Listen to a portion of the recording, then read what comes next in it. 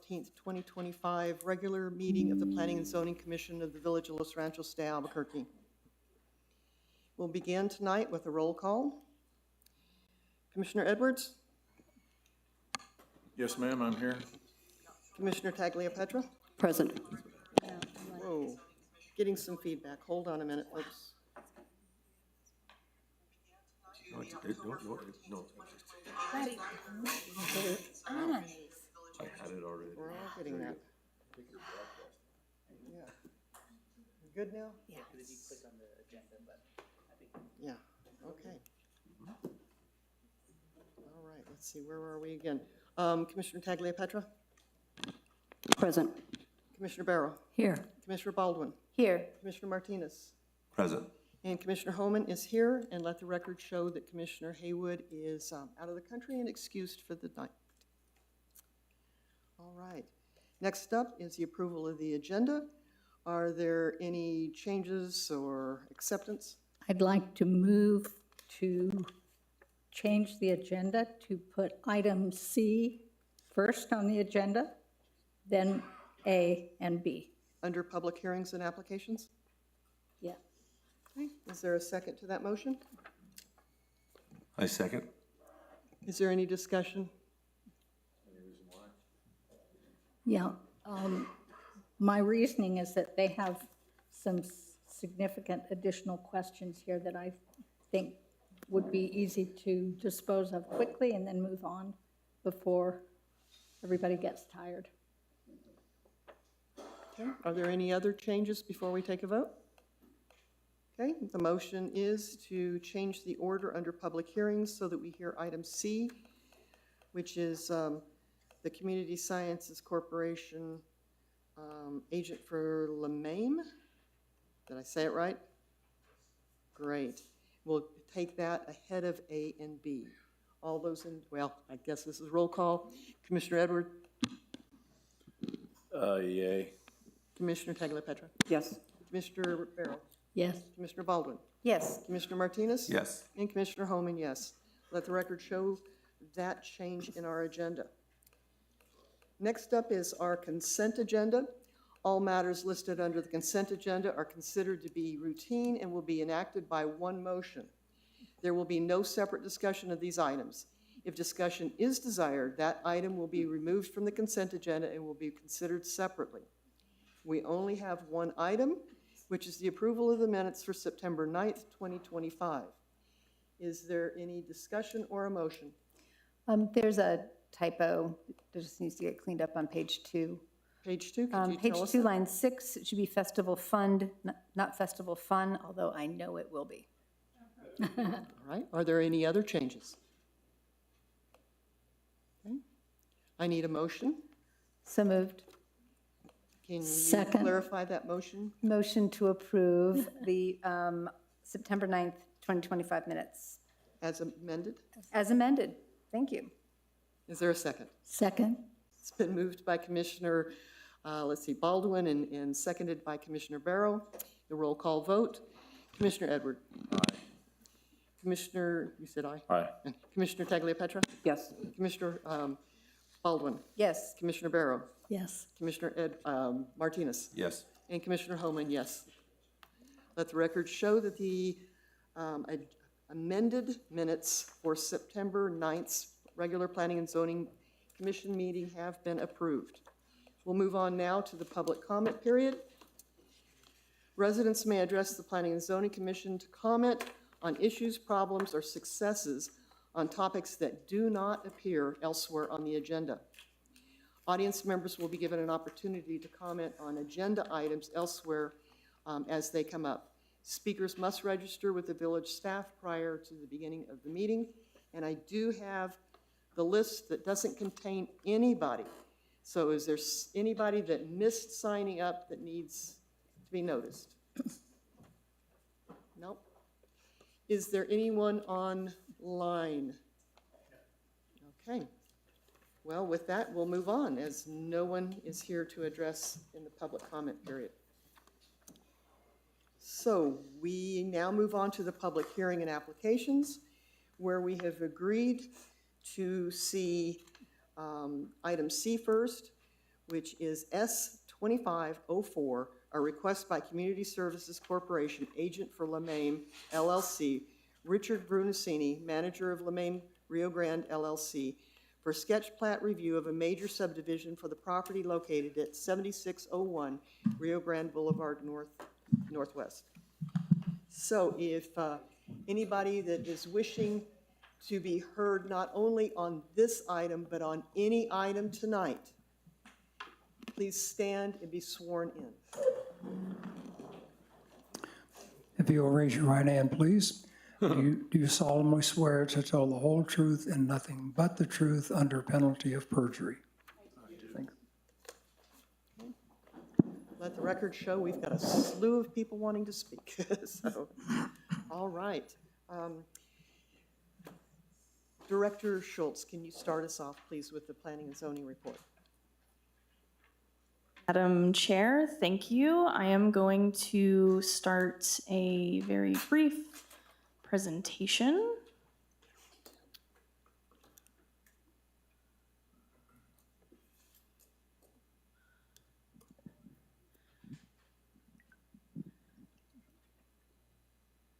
Darnell, can you display the presentation in the room, please?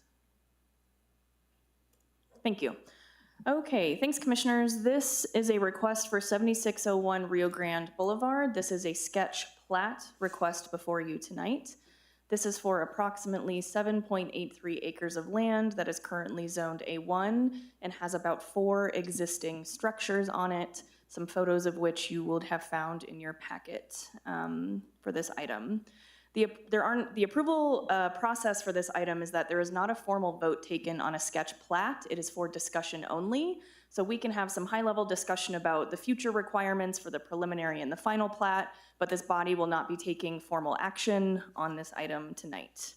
The project proposes to divide the one 7.83 acre tract into 6 new tracts, one of which will be a private roadway, 5 of which would be eligible for residential development. As noted on the sketch plat in your packet, that roadway is proposed to be private, gated, and operated and funded by an HOA.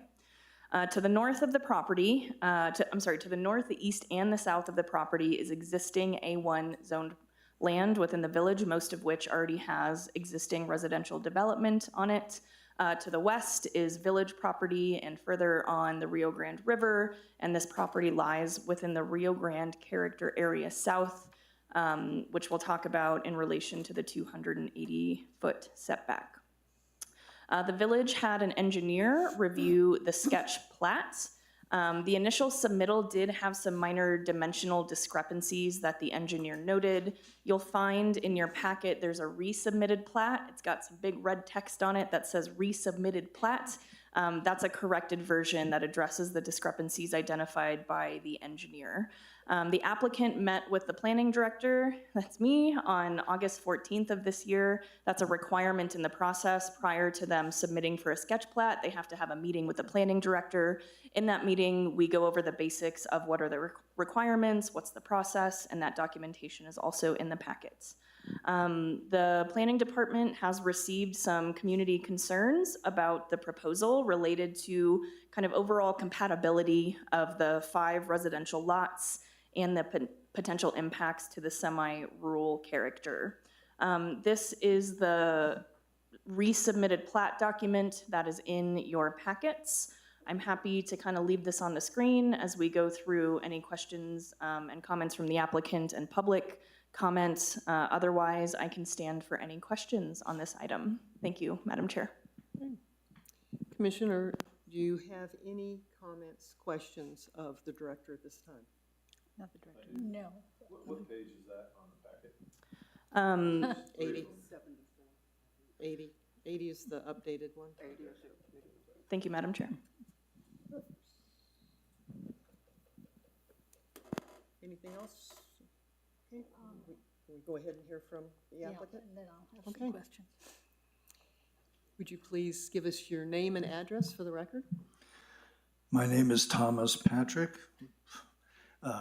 with Community Sciences Corporation, 1328 Corrales Road in Corrales.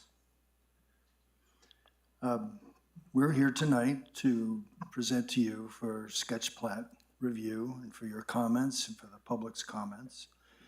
We're proposing a 6-lot subdivision here, 5 of them being residential, fair-size residential lots. The 6th lot being a private road or street, which will be administered by an HOA, which will be created to administer the entire subdivision as far as covenants or addressing any comments or concerns. So Rachel Matthews Homes and Mr. Steve Nakamura are the ones who are presenting this, or I should say are representing this. Rachel Matthews Homes has a very good reputation throughout the area, particularly in Corrales and in Rio Rancho, for making high-quality homes, quality building, quality design, and also, I think very importantly, that they have a reputation for being respectful of the neighborhoods and being respectful of the comments and the concerns for the neighbors that surround them on any side. So we are happy to present this in front of you. We have Rio Grande on the west, and we've got an entrance more towards the center across from the driveway across the street so that our roadway is not butting up against houses on either side, so that there's that. Then we have I think it's 280-foot setback in which they cannot build. And what we think this will do will be to isolate it a little bit from the street so that there won't be any kind of eyesore of big micro mansions on the front of the properties being an eyesore to the neighborhood.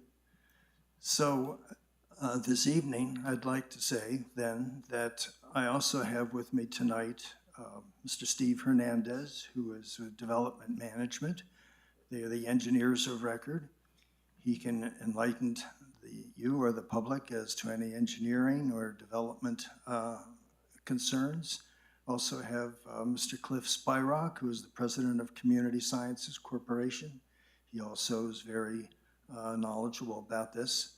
My part in this has been that I was responsible for the surveying of the property. I have been on the site myself. I was hopefully a little instrumental in finding all of the property corners and making a good survey determination for the property so that we're confident about. So with that, I will stand for any questions, or my team will be available for any comments that you might have. Commissioners? Commissioner Baldwin? I have 5 questions. May I ask them at once? Certainly. Thank you. So what is your plan for preserving the existing mature trees along Rio Grande Boulevard, also along the south boundary of the property, and along the required setback line at 280 feet? There are sort of naturally already existing pretty significant mature trees, particularly on the south side, some on the Rio Grande side, but also quite a band aligned on the 280-foot line, if you will. Mm-hmm. So do you have plans, and if so, what are they? Well, I'm not sure what the plans would be, but I am sure that Mr. Nakamura and the development management team would want to preserve as much as possible mature trees that are significantly impactful and provide the kind of landscaping, I should say, that everybody would want to see.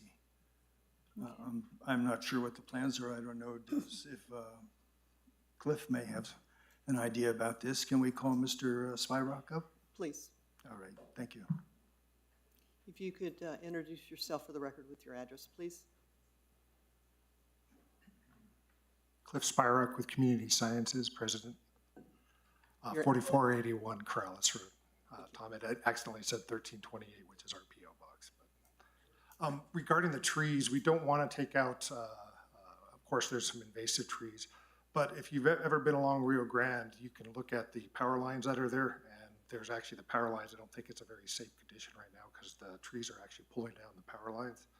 So some of those will have to be trimmed, some may have to be taken out, especially when we put a roadway. But we can come up with a plan and try to identify the mature trees and try to save a certain size to include it with some landscaping when we come to preliminary plat. Thank you.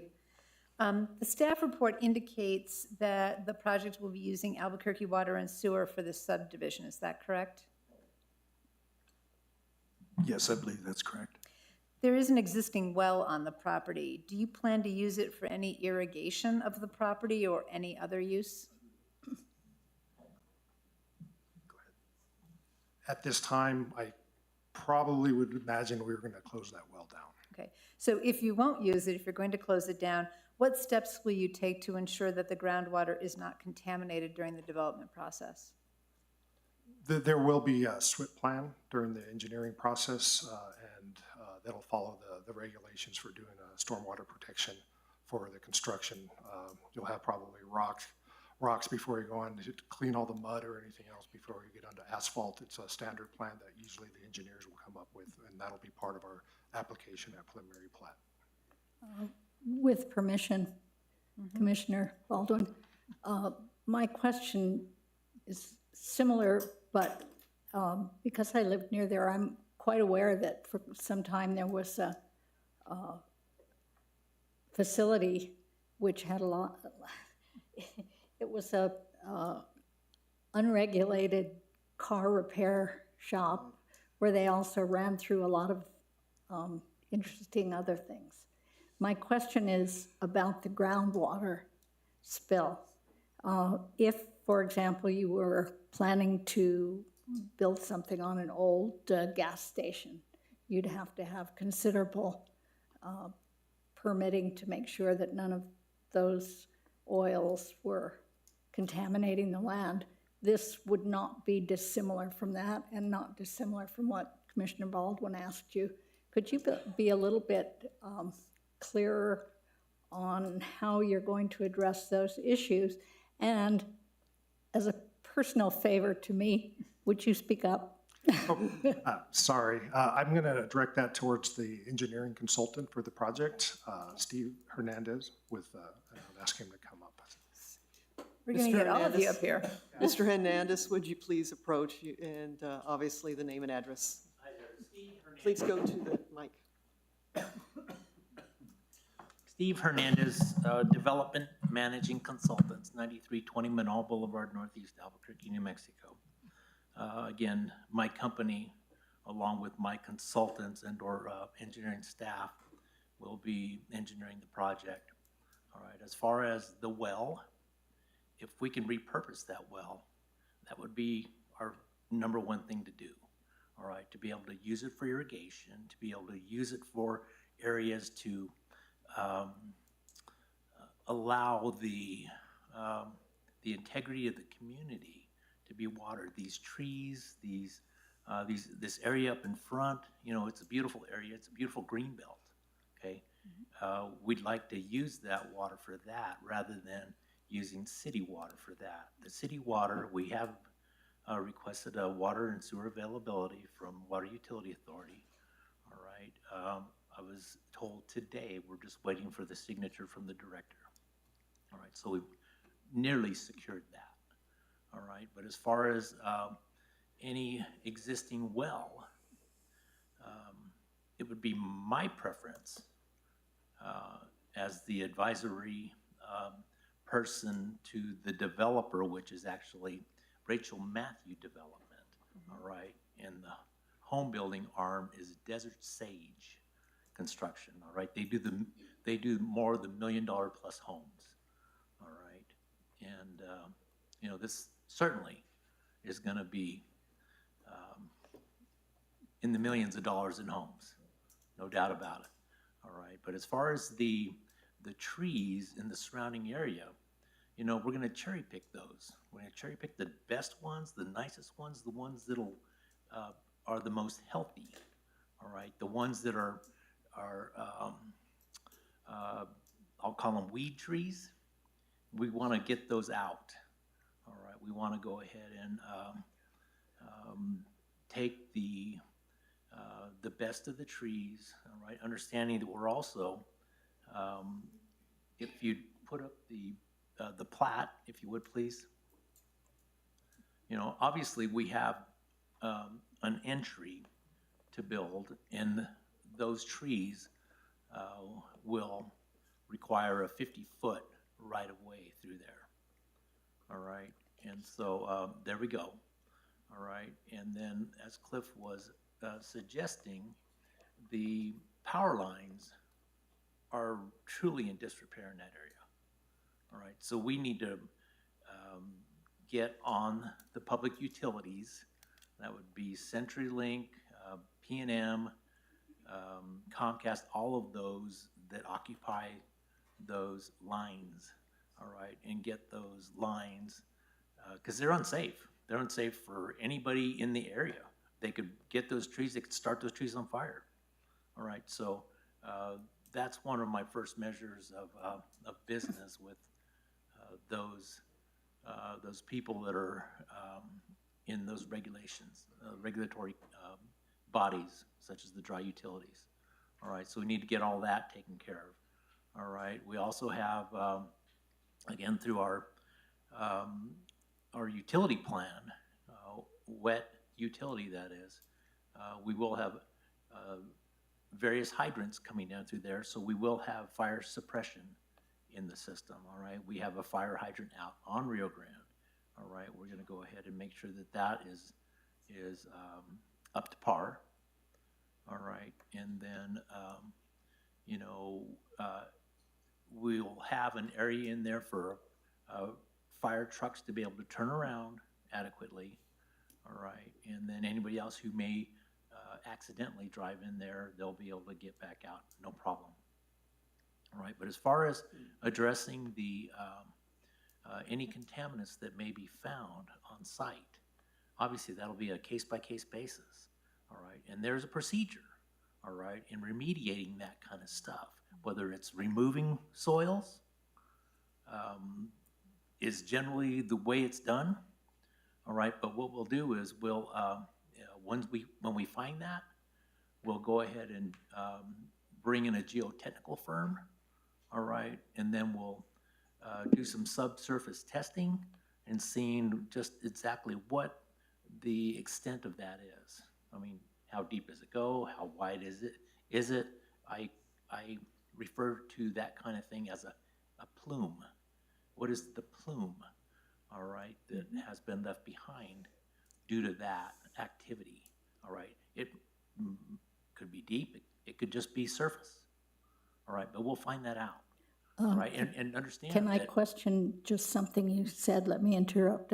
What you said case-by-case basis. Does that mean lot by lot has to deal with it alone? No, okay? What I mean is that when we get out there to do the development, okay, we're gonna do site reconnaissance, all right? And we're gonna identify areas that we need to do certain certain remediation, if you will, all right? Because we don't want to leave this for the home builder, all right? Or the a potential buyer of the land, all right? I don't know what the developer end goal is, whether he's going to build on the houses or build houses, or whether he's going to sell off the lots. I'm guessing because he is, you know, a multi-million-dollar home builder and he's got, you know, awards with these houses. It's a beautiful spot to showcase what he does. Which actually is my next question, so how prescient. Is there, and who could answer whether or not that is the intent, to build the homes or to sell the lots? And if those homes are to be built, what is the intention in terms of how they will be laid out to, again, preserve a sense of more open, semi-rural environment, since this is going to be a subdivision, particularly along the tract 1C, which is against the Gallegos lateral. And yet again, as we continue to move this process forward, we'll come up with our own set of design guidelines, okay? We'll come up with an architectural control element to that, all right? So that we have, we don't have a patchwork quilt out there, if you will. Okay, we want to have some continuity with not only the village, but also with the subdivision. All right, so we don't want mishmash. All right, we want something that is border on the line of being politically correct. We want something high end. All right, and something that shows, you know, you've got a bunch of incredible houses in the village. You know, we want this community to be part of those. All right, and it's not going to be done by, you know, by not doing it right. Thank you. Those are my questions. You're welcome. Commissioner Farrell. I have some lead-on questions and a different one. You are on the Gallegos lateral. Will you be, will you continuously use those so that the continuous use of the ditch be maintained? If we're utilizing that area, we would be maintaining that area, okay? The plan right now is still a little vague, okay? So I don't want to say something that I find to be incorrect, all right? So the property is not ours, and we really don't have easement, all right, to use it, all right? Correct me if I'm wrong, all right? But you know what? I'd love to see some pedestrian gates or equine of some sort, you know, to be able to get into those areas, all right? But I can't overstep my bounds and say, we're going to take over that, all right? Okay. And then we'll maintain it, and then we're going to go ahead and do some landscaping in there, or tables or benches, or, you know, we don't want to do any of that. I think you're misunderstanding my question. Okay, My question is basically, if you don't use the water that is allotted to that area, to okay, that through the land, acequia. you lose it. Okay, I don't want you to lose it. okay, So therefore, you have to use it. okay, thank you. And I want that in the record, that we want to maintain not just access to it for walking, which I enjoy too, but the access so that the ditch itself, the Gallegos lateral acequia, is kept open and available. Okay, for not only that's you, the but for effort. all that pass by. Yes, but if you Okay. have access to the water and don't use it, they'll close it. Okay, well, I think that we can find a way to use that. I've engineered, Irrigate, that's it. Okay. that's Well- it. Well, and it is. Okay, we Okay. have plenty of property here to irrigate, all right? And we've done several subdivisions with my associates here, all right? And actually with Steve Nakamura too, that also were on the irrigation ditches or the acequias, and we successfully, you know, maintained those relationships and allowed those lots to get the benefit of that irrigation. I have a second question. Maybe it's my third or fourth, sorry. That area has several multi-use properties emptying onto Rio Grande, and it's a real traffic mix-up sometimes, and now you're going to be adding some more. So I don't know how to ask at this point what kind of traffic control you're going to have there, but it's getting pretty bad, that particular area, I'd say for about half a mile there. if that much, maybe a quarter of a mile. Okay, our our generation study on this is about 10 at peak, all right? And so I think our traffic being introduced into that roadway, I think is gonna be easily taken care of with adequate signage, okay? We've also engineered this to where it'll go straight into the roadway across the street, all right? So again, we're not offsetting that, so it's a natural T, all right? And then we've also tried to space that to where there's plenty of room to not get caught up into a blind area in that area. You know, we'll certainly be aware of the of any blockages in our traffic pyramid right there. Okay, so we really won't want to put people coming out of our subdivision in harm's way either. Okay, I'm done.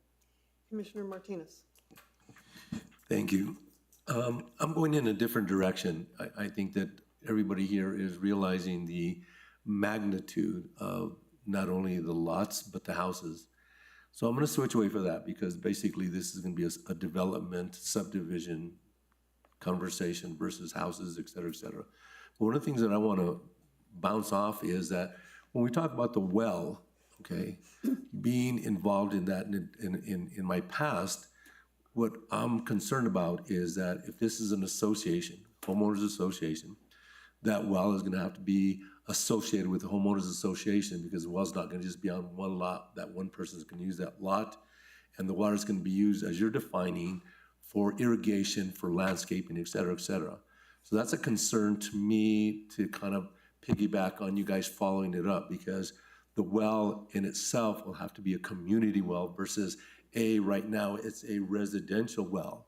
And when you transfer it over to what you guys are gonna do, which is gonna be more of a commercial irrigation, that state engineers, and I just wanna allow you to understand that that's something that I'd like to follow up as time progresses. And it is a good idea because again, watering out of city water versus watering out of well is a big difference. But based upon 5 lots versus 1 lot, it's going to be a transitional thing in a well situation with the state engineers and with the development. And then bouncing off of hers with the acequia on the backside, what happens there is, again, what we're doing is we're transferring from 1 lot that gets watered out of 1 area to 5 lots. And when you get into that, you're going to have to really get interesting with, you know, the Rio Grande Conservancy District and realize that you're going to have to start giving easements to each property to use the water, because I agree with her. Not losing the water is critical, but more importantly, now it's not 1 lot, it's 5 lots. And each lot, if they're gonna get allotted amount of water irrigation, you're gonna have to start getting easements into them so that each one can basically use the amount of water. And there's just some piggybacks because there's nothing that we can do or talk about now, but those are critical to piggyback on her. And then the well, which is a critical thing for a transformation from a residential well for a house to what you guys are, and that I'm hearing you're talking about for irrigation.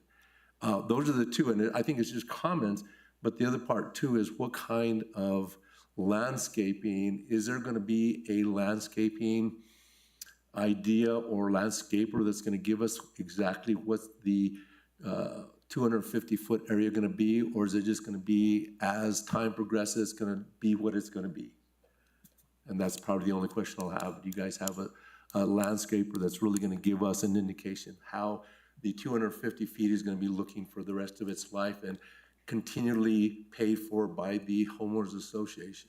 Okay, well, yet again, I thank you for your question, all right? And I wanna make it very clear that I am suggesting to the developer that he utilizes the well, okay? I don't know what he's gonna do, whether he's gonna cap it or just what, okay? I agree that if it is utilized, that it gets the opportunity to be utilized for everybody involved and that is managed by the HOA. All right, so it'll be association-owned, and that'll have to go through the state engineer as well. Thank you.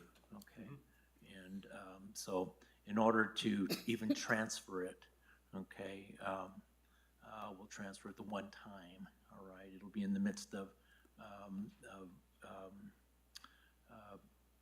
getting the HOA set up and assigned, all right, adequately through the state, all right, and/or through the municipality, all right? I believe that that's a two-step process, all right? And so in putting those codes, covenants, and restrictions together, there'll have to be a element for that in and of itself. In a well agreement. Absolutely. Yeah. Okay, and again, should that be what is chosen, okay? And then again, the easements with respect to whether it be water, sewer, dry utility, or irrigation, that is relatively simple when you've got my associate here as the surveyor, and we've got a plat here. Matter of fact, he's already put in on the plan. He's already put in easements in a lot of different areas. Okay, we just need to call out those easements as to what they can be utilized for. All right, and I think what you do that, I always recommend you call it out as A, B, and C, so that you can utilize it for water, for sewer, for utility, wet and dry, and or in this case for your irrigation water. All right, so I envision there being a good irrigation system via the acequia that can get to the area up in front. All right, that keeps it moving. That keeps it moving. All right, and we will engage a landscape firm to generate some concepts, okay? Because we got a wonderful area up here in front that's not only going to accentuate the back community, but certainly as you guys are driving by, everyone's going to be looking, wow, they really did that right. They're really utilizing that area. I mean, it's like a park. You know, that's a lot of space. A lot of space. That's a lot of space. So we want to do that area right. All right. But we also want to keep it maintained with a way that protects the vision of the community. All right. Thank you. You're welcome. Any other questions from the commission? Commissioner Edwards? Thank you very much. How you doing? I'm Thanks doing for well. being here. Thank you all. Thanks for coming into our community and, Microphone. So sorry. Did everybody hear that okay? I heard you. All right. So in no particular order, I want to go through a couple things, and I want to use maybe some industry terms so that we know that we're talking about the same things. So has a phase one environmental been done? A phase one environmental, I don't believe has been done yet because we're still in due diligence. Okay, so we are still in the due diligence period. So the owner doesn't have one and you don't have one? As of right now, Okay. I'm not aware of one. Okay. And tell me about the elevation of the property and what's going to be done relative to pad sites and things like that. Well, do we have a finished elevation? Okay, yeah, we're still generating that. We're still generating pad finished floor heights and stuff like that. What we'll do is we will do some conceptual pad locations. All right, we're not going to absolutely say it has to be right there. All right, So you're gonna do like, I'm sorry to interrupt, you're gonna do building envelopes as opposed to setbacks? We'll have setbacks, no question about that, all right? But the building envelope will be in there, and each individual lot owner will have to submit their own grading and drainage plan, all right, adequate to build the home that they're gonna build. Okay. All right, and also be able to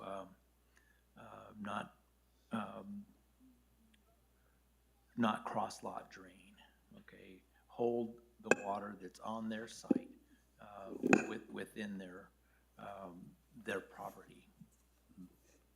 Have you guys done any soil testing? We've not. The reason I ask is, That would have been the phase one.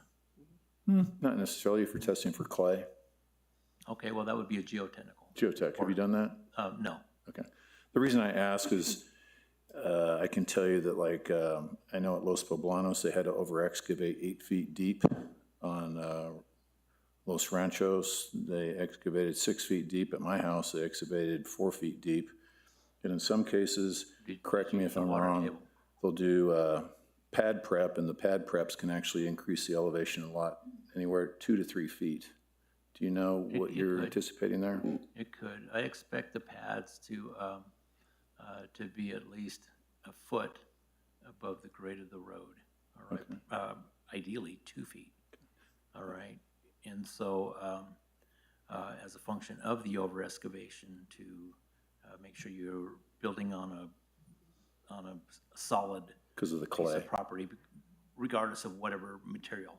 Okay, I would never do anything without the recommendation of having structural fill, all right, to build the house on, all right. And my question to you is, did in either of those cases, did they hit groundwater? You know, I couldn't tell you definitively. I know in one case, the builder, they had to go 3 feet deeper than they anticipated. Because Where of I'm the co- clay? I'm sorry? Because of the clay?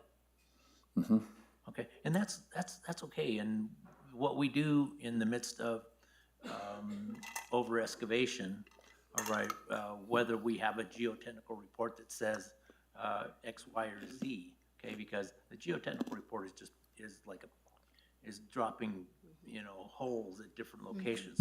We would do a borehole at each of these lots, okay, but it's just gonna tell us what is in that hole, all right? But when you dig it down, you're gonna go ahead and find out what you really have there.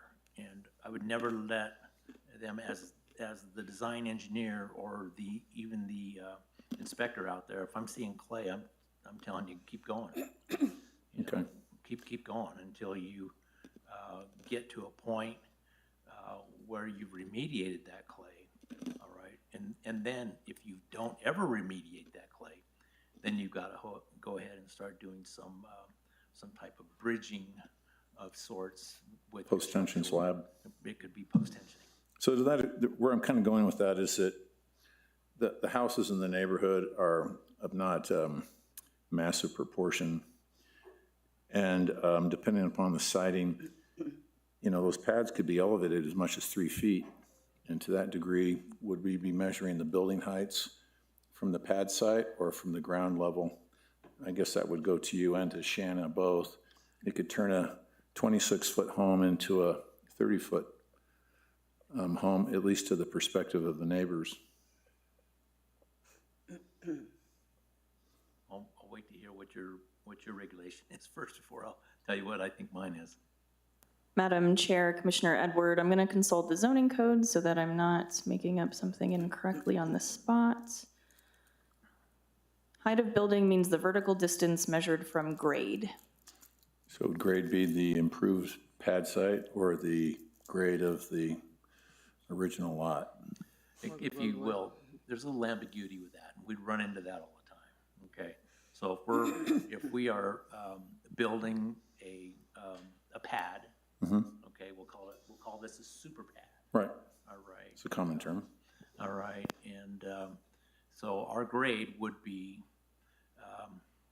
5 feet outside the house, okay, on that pad, okay? Because I'm not, my house isn't built, you know, on, this is my house, my 2 feet of dirt isn't like that. You know, my house comes out here and it drops to the street, and I've got a swell around the front, and I've got drainage swells, you know, around the perimeter and the property lines.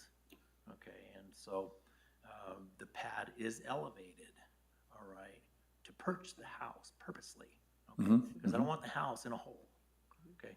For drainage purposes, we want that that house to be perched, all right? And therefore, that grade that you called out would be the grade 5 or 10 feet off the front of the porch. Right, okay. Does if all these lots are irrigated, flood irrigated, does it change the dynamic of those, the heights of those pad sites? It certainly changes the hydrology of all of that. I'm sorry, I couldn't hear you. It changes the hydrology of all of that. Right, right. You know, and so we'll be designing as such. Okay. Does the property have water rights currently? That I don't know. I look at the deeds and I didn't see anything about that. Okay. Can you show me on the plat where their lateral turnouts are?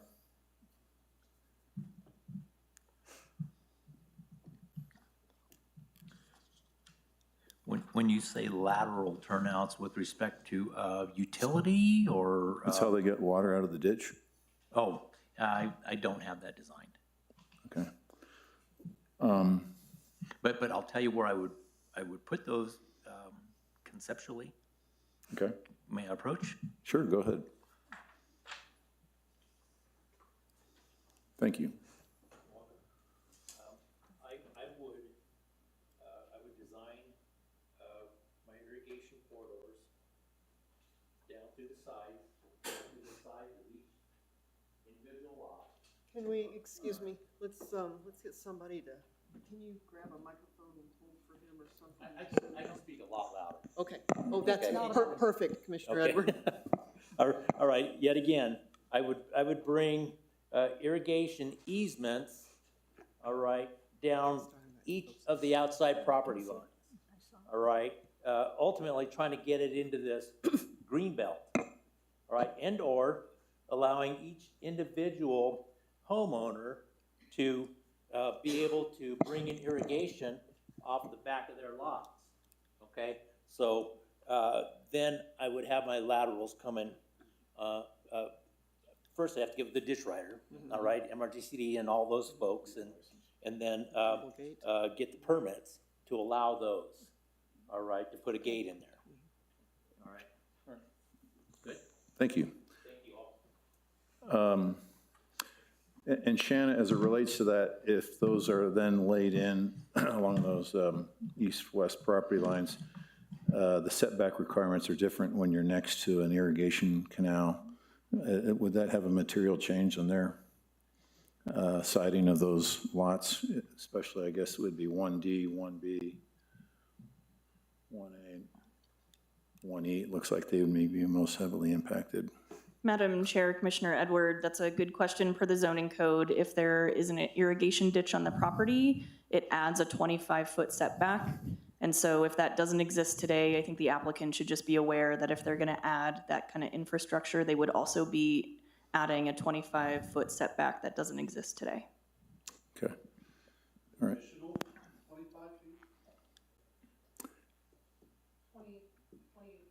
25 feet total.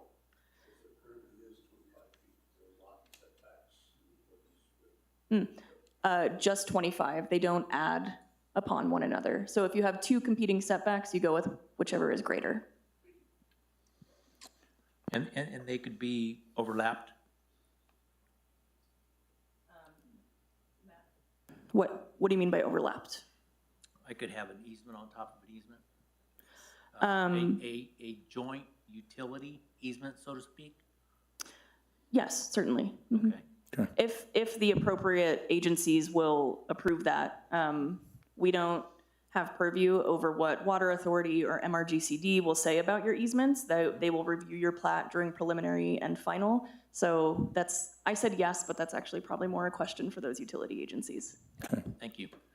So another question I have is, I grew up here, and one of the things that you would find very common in any subdivision, especially where you have a cul-de-sac like that, is that there is a common bridle path or easement that runs from the subdivision out to the closest ditch where you would have access. This is not an uncommon problem. Tract 1A wants to irrigate. They need to get an easement to be able to walk out to the ditch to open up the gate to release water into the ditch to get it to their property. And there are neighbors immediately in my neighborhood where that has been a problem. And, but it serves two purposes. It actually serves as a means to reduce traffic because if people do want to go out on the ditch, they'd have to get in their car without that and drive out onto Rio Grande Boulevard, go down somebody else's street and find a path like they have over there at the end of Acequia Trail.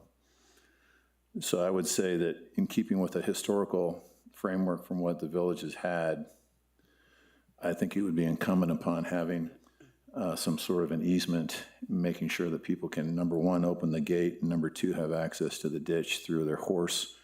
And these properties are big enough for horses, is that correct, Shanna?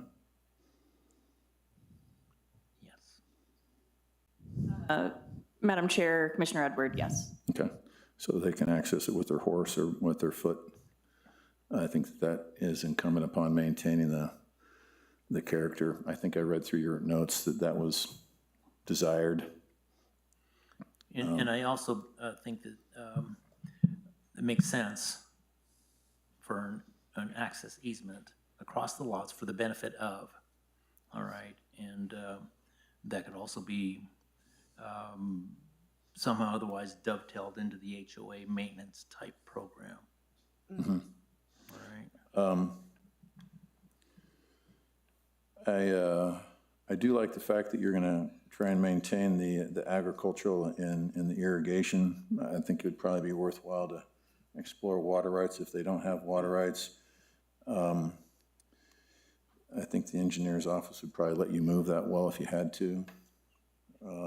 You know, I'd be remiss in saying that they have a well without water rights for as long as it's been here.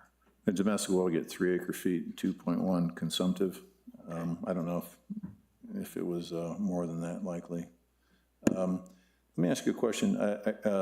You talked about invasive trees. What are you guys considering invasive trees? I think the Russian olive, all right, the cottonwood is getting to be a problem. I think you might get disagreement on that one. Okay. Elm. I stand corrected. Elms. No. Okay, I mean, there's subdivisions in the village. okay, elms, that's, Yeah. I meant to say elm. Yeah. Yes. So one of the things I think you guys talked about as far as architecture, I think that if you go around this area, you'll see that there's a overwhelming type of architecture in the form of the Nat Kaplan style adobes. In fact, I believe his daughter lives in this subdivision to the north of this. Has that sort of architecture integrity or influence inspired anybody in this project? Did you say Nat Cap? Nat Kaplan. Nat Cap? I'm not familiar with that, so I don't know. If you're going to do a project in the Village of Los Ranchos, I would get to know his name. Okay, Connie lives in one of his houses. okay.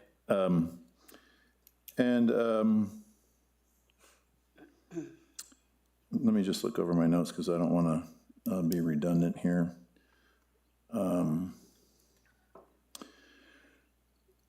So we approved a project that's on 4th Street that backs up to a residential subdivision that has not yet been developed. And aspects of lighting came up. And when I drive down Roll, where this building is on the corner of Roll and 4th Street, they have lights that blast the backyard. And to the degree that there's neighbors currently who back up to this, big, beautiful property where it's been kind of dark and they get the night skies, what do you think there might be in the way of restrictions on the type of lighting where people don't feel like they've gone from living in the wilderness to living in the New York streets of Manhattan with lights peering down into their backyards? You all have a night sky ordinance in the, okay. I don't know how well it's enforced, but. Well, we would design pursuant to that. There's no question. Okay. I mean, but what people do on their own nickel, in their backyard and get whatever fixture, I can't speak to that. But certainly anything that we put in as the developer, it'll be governed by the night sky rules. So one of the things I think that's facing this village is the aspect of a sense of community and togetherness. And to the degree that I see this will be a gated community, I think it flies in the face of that notion. Can you share with me any exacerbated crime statistics that would justify having a gated community? I'm sorry, I can't. I bring this up to the extent that, I can appreciate what a gated community can do for people, but I also can appreciate what it can do for the rest of us.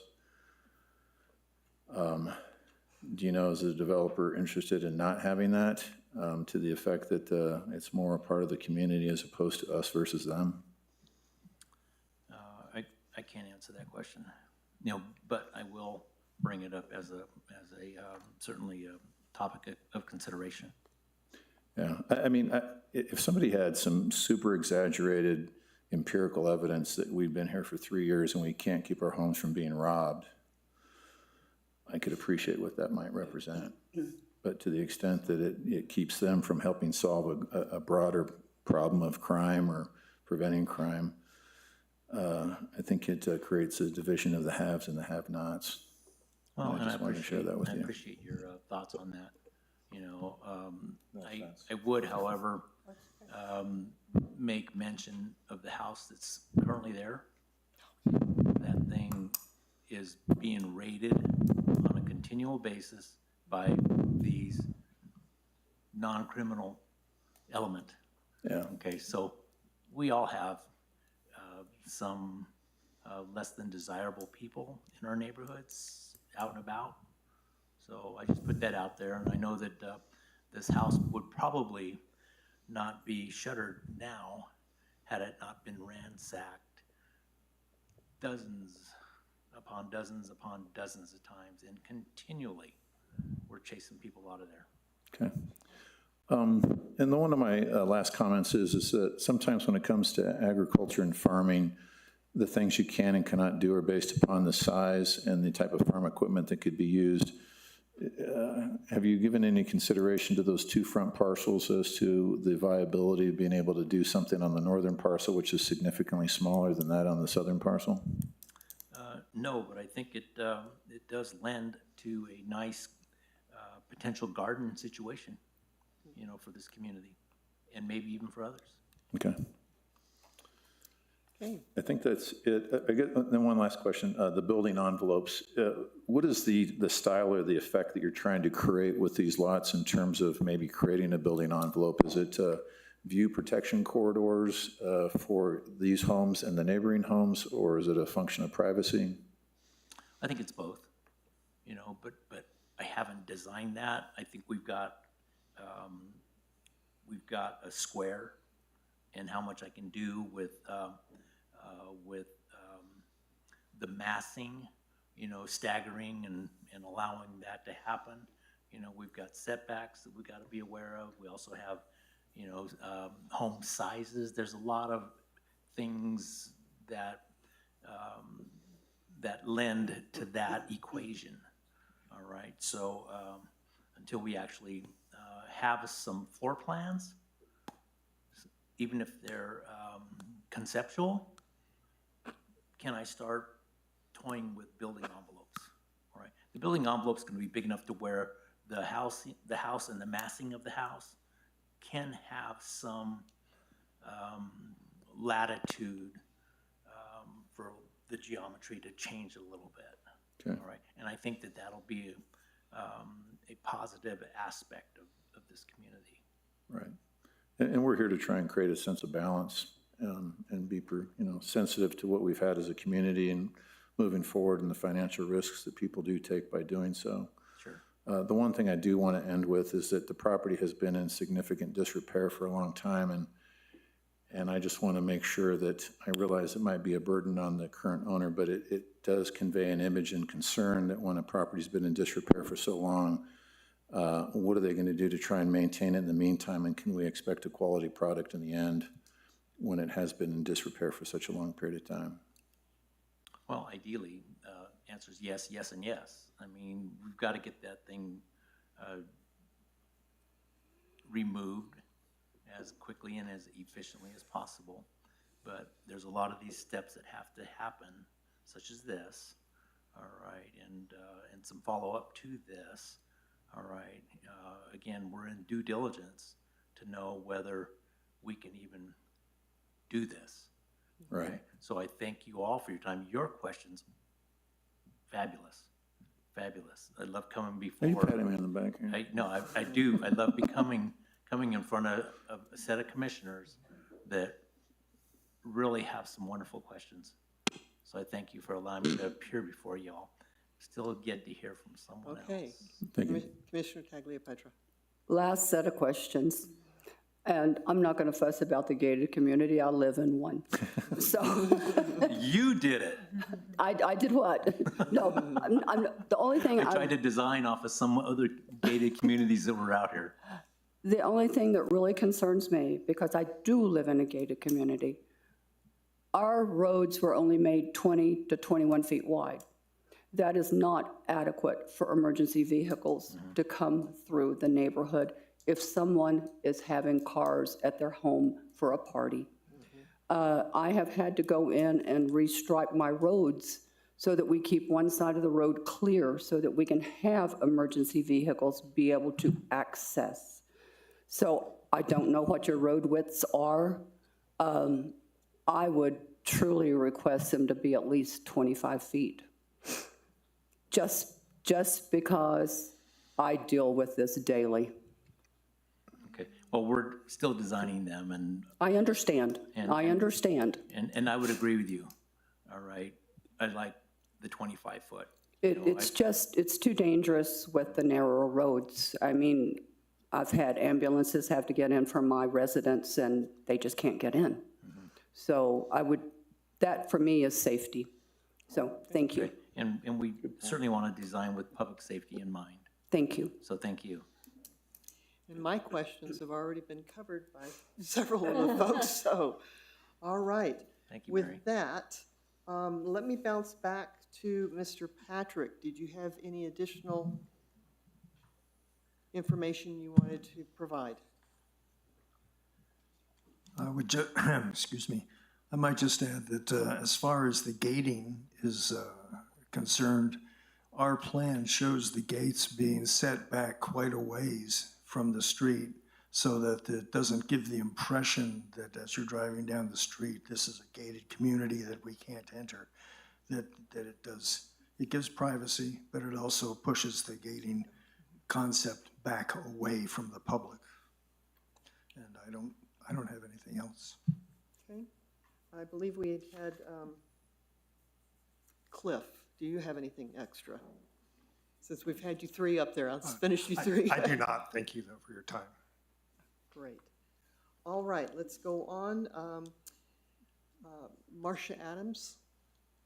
And you were here, you were sworn in, right? Yes, I was. Okay, great. I am yielding my time to Steve Jones, All right, Mr. Can I make one last comment? All right, thank you.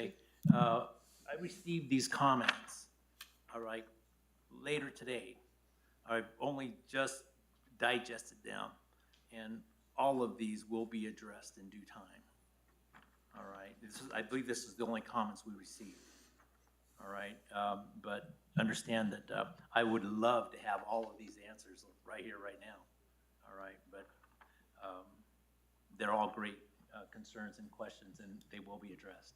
Thank you. Thank you. Again, thank you all. Mr. Jones, if you'll provide your name and address.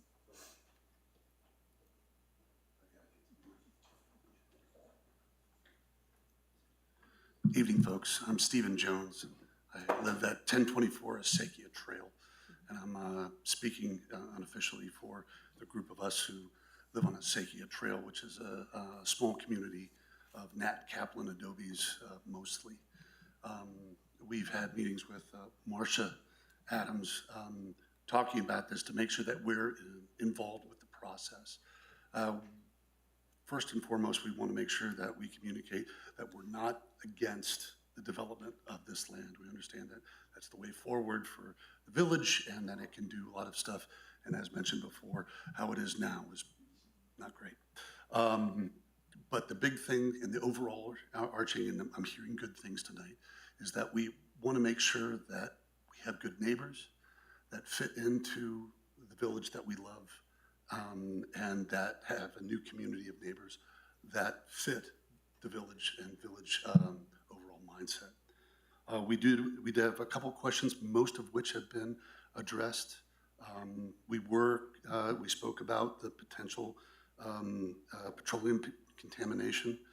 We would be more comfortable with, instead of a reactive site survey visually, of an actual environmental assessment of the soil and the water. Especially if you start irrigating all that land, anything that's in that land that isn't discovered will now be in my neighborhood as well and in the ditch as well.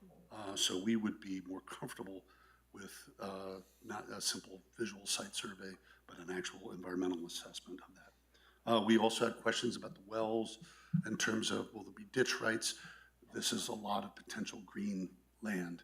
And if they have one well, that they're going to be, well, this well served this one property and now it serves 5, and everybody wants a beautiful green lawn. Where's that water going to come from? So we had questions about that. I am personally heartened to hear that we have a single quality builder, as we were also concerned about having a hodgepodge of homes. If these are individually sold lots, would there be a cohesive vision for the for the place, including what are the walls or the gates, if they're going to be, will it be of a single unified style, or again, will it be a patchwork? And that is the big stuff. Mostly as neighbors, the things that we were concerned about is how will this affect living in the house that I love? And so we all dug into the ordinances. There is a village ordinance about lights. Lights should be no more than 15 feet high. They should be shaded from the line, and they should all be off by 11 p.m. That's the ordinance. There's also ordinances for sight lines for 2-story homes. I would love to be able to say, can we just get single stories? But we're also realists and understand that for the amount of money that people are going to be coughing up for these lots in a very choice portion of the village, people are going to build the homes they're going to build. But there are existing ordinances for a 2nd story, especially on, in accordance with the ordinance, how it orients to the north face for shading. And so those 2nd stories should be set back from the north face. So mostly what we're asking for is the things that you're asking for, and we're asking to be involved. We would like to talk to, oh, and the sun rises again. We would like to be involved with talking to the architects, and we will pick a single belly button so you guys don't have to do an email chain with everybody asking individual questions. But we would also be interested in being involved with the HOA process. We're also concerned about the easement on the front of Rio Grande. We all see what's happening, and some of the other properties. That is it fallow? Is it irrigated? Is it agricultural? We would either raise our hand for agricultural or landscaped, and as a shared homeowner association responsibility, so it's not just foisted on one person who goes, I can't build on it, it's not my problem. So again, we would prefer it to be a community problem as well, and keep that involved. So we're considered, those are the big things. You know, we're worried about water to make this look like the way we expect it to be. We're concerned about having access to our ditch. We're concerned about visual and light pollution and being heard and involved. And I thank you for your time, and I thank you for your excellent questions, which I pretty much answered most of mine. Thank you very much. Thank you. Okay, Commission. Do we have any additional questions for our director? I guess just a process question. So the sketch plat review is what we saw tonight. So that's basically the lots, the basic layout of the property. Then the next step will be we would have a sketch plan where we would see more of the details that we've talked about wanting to see. Madam Chair, Commissioner Baldwin, thanks for the question. So there's kind of two different processes that I think have been muddied in the questions tonight.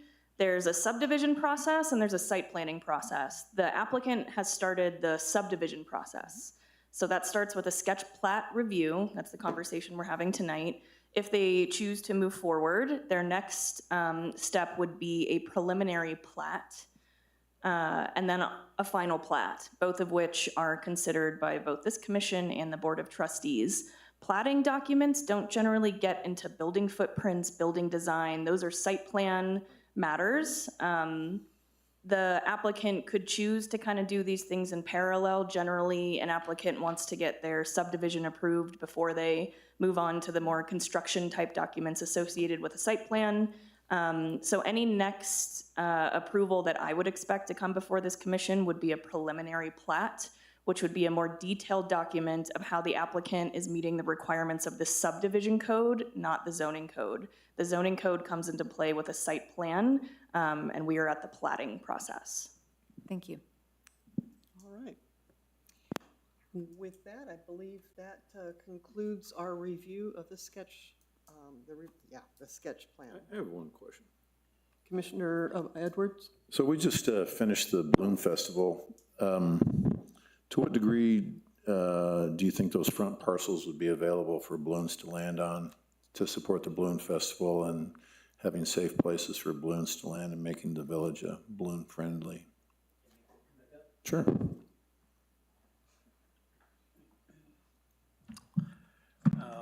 It would be a great spot to launch from. Okay. I can't answer that. Okay. But other than that, okay, but I can answer a question that Steve had, okay, and actually everybody, okay? In the process as we move forward, I want to really engage you all right, in the planning process. I think if we have these meetings, you know, we'll send out notice, we'll figure out a way to get a hold of people, right? If we can borrow whatever forum, even if it's out on site, all right?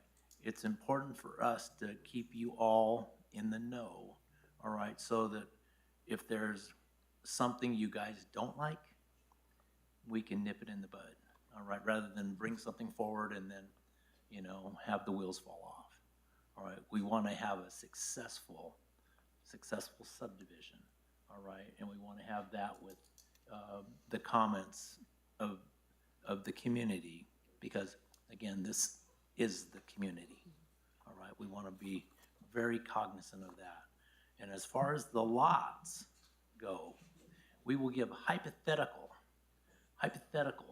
locations of this, that, and the other on the lots, all right? But we will then, you know, we'll be supplying engineering, all right, construction drawings, and ultimately, you know, a full package, you know, for construction through the process that she had pointed out. Thank you. Thank you. All right, let the record show that S-25-04, a request by Community Sciences Corporation, agent for LeMame LLC, Richard Brunacini, manager of Lemaine Rio Grande LLC for sketch plat review of a major subdivision for the property located at 7601 Rio Grande Boulevard Northwest has concluded for the evening. We will move on now to item that was originally item A. Is there any chance we could, Okay, let's take a quick bio break. again, We'll do a 5 minutes.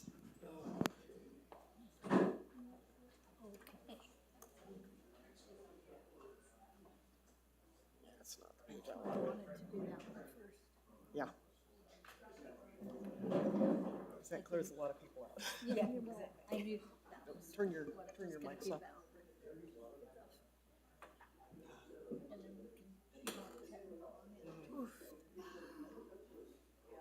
I am going to acknowledge you, John. When we finish the last part before we do an adjournment, so. Muting your microphone here? We did. Oops.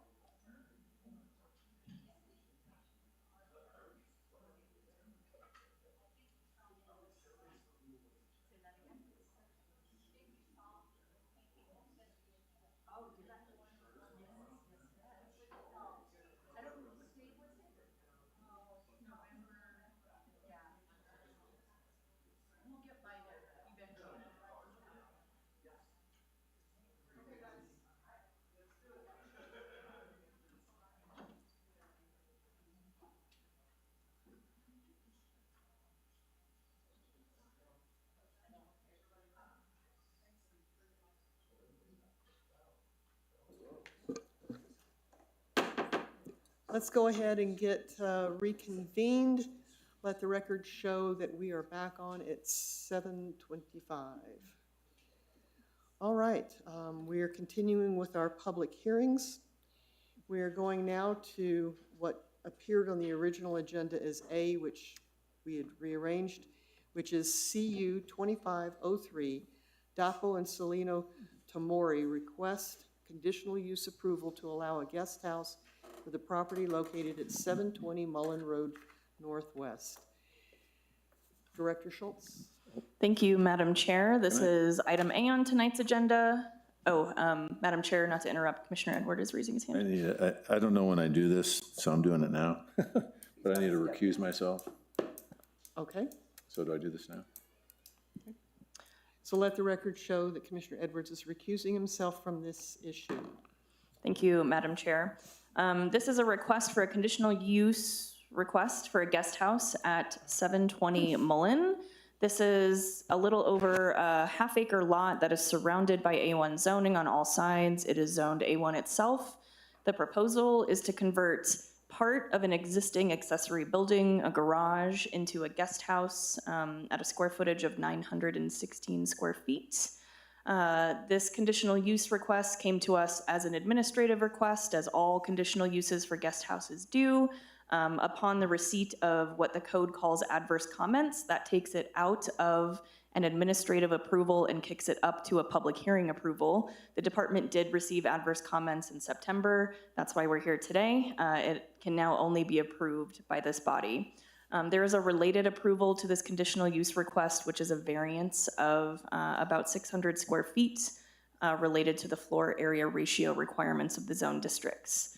The approval requirements for a conditional use for a guest house are that it must conform to the master plan and that it must not be injurious to adjacent property, neighborhood, or community.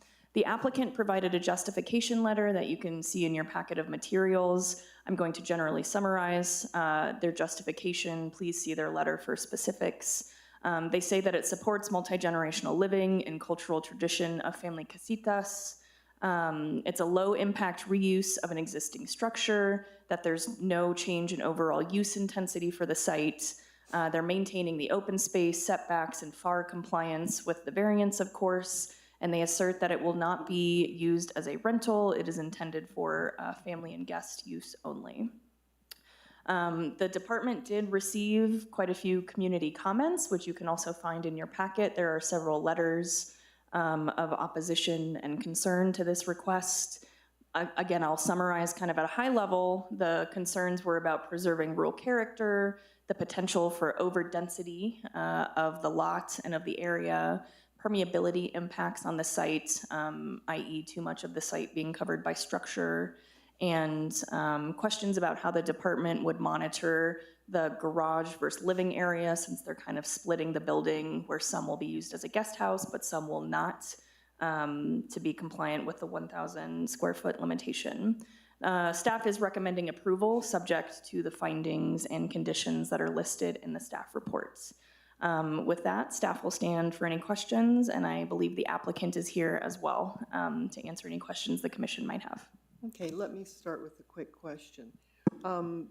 We saw on some of the plans that it looked like a pool was envisioned.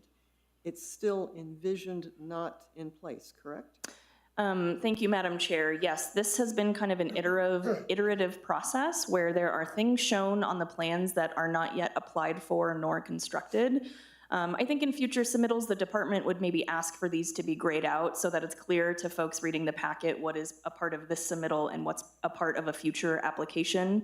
But to answer your question, the department has not received an application for the pool yet. That will be a separate review and approval process that will go through its own set of standards and criteria that the department will have to administer, including the permeability requirements of the zoning code and so forth. So the short answer to your question is no, the pool is not constructed yet, is not a part of this request, and the department has not received an application for it. Okay, looking at the plans, if the pool were to come to you, realizing it hasn't today, are they so close on the FAR that it would take them over the allowed limit? Just Curious. Madam Chair, I don't think it would be appropriate for me to make a theoretical determination without seeing kind of fair. specific measurements of the whole plan. But we would get down to kind of the square foot of the permeable surface versus not permeable, impermeable surface in a future request for a pool. Thank you.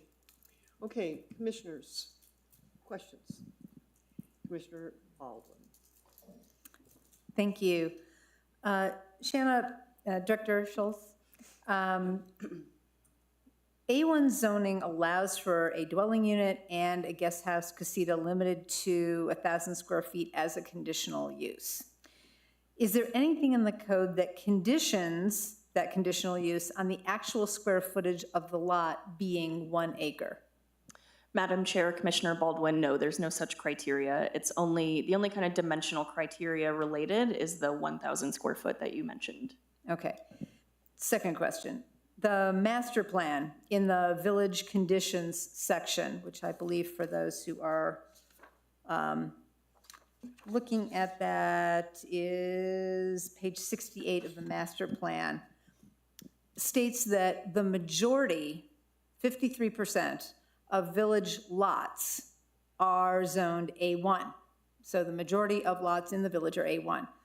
But due to annexation of lots as is, nearly 60% of A1 lots are less than an acre, and 20% of A1 zoned lots are less than half an acre.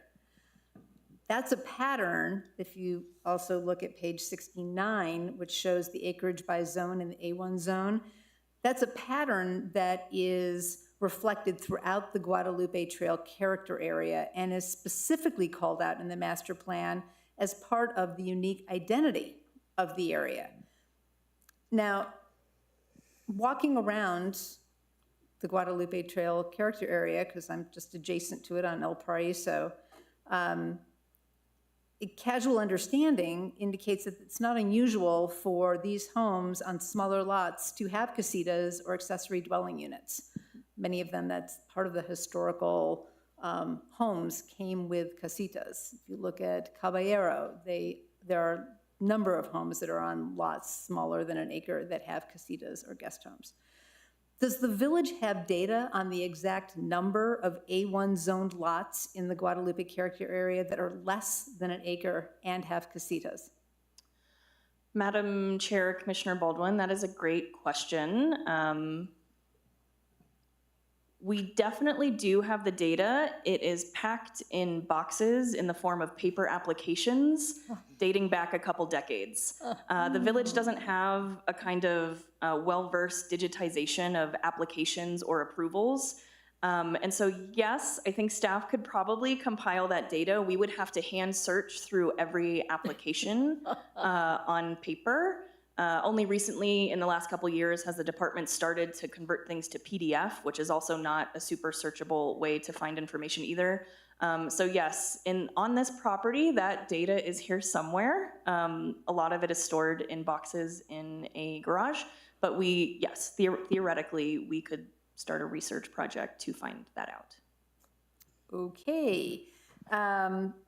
So as I looked at the packet, it looks like 28 notices were sent out on the conditional use request with 5 properties registering objections.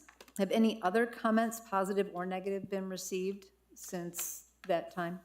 Madam Chair, Commissioner Baldwin, staff published a revised packet last Friday that had any additional comments submitted to the department. There was only one additional submission. It was not for this agenda item, so the department has not received anything beyond what was in your original packet. Okay. And last in terms of my questions for you, 9.2.25D, sub D, sub 2, application approval process for conditional uses puts the threshold for approval of the use as not being injurious to adjacent property. I could not find a definition of injurious in our definitions.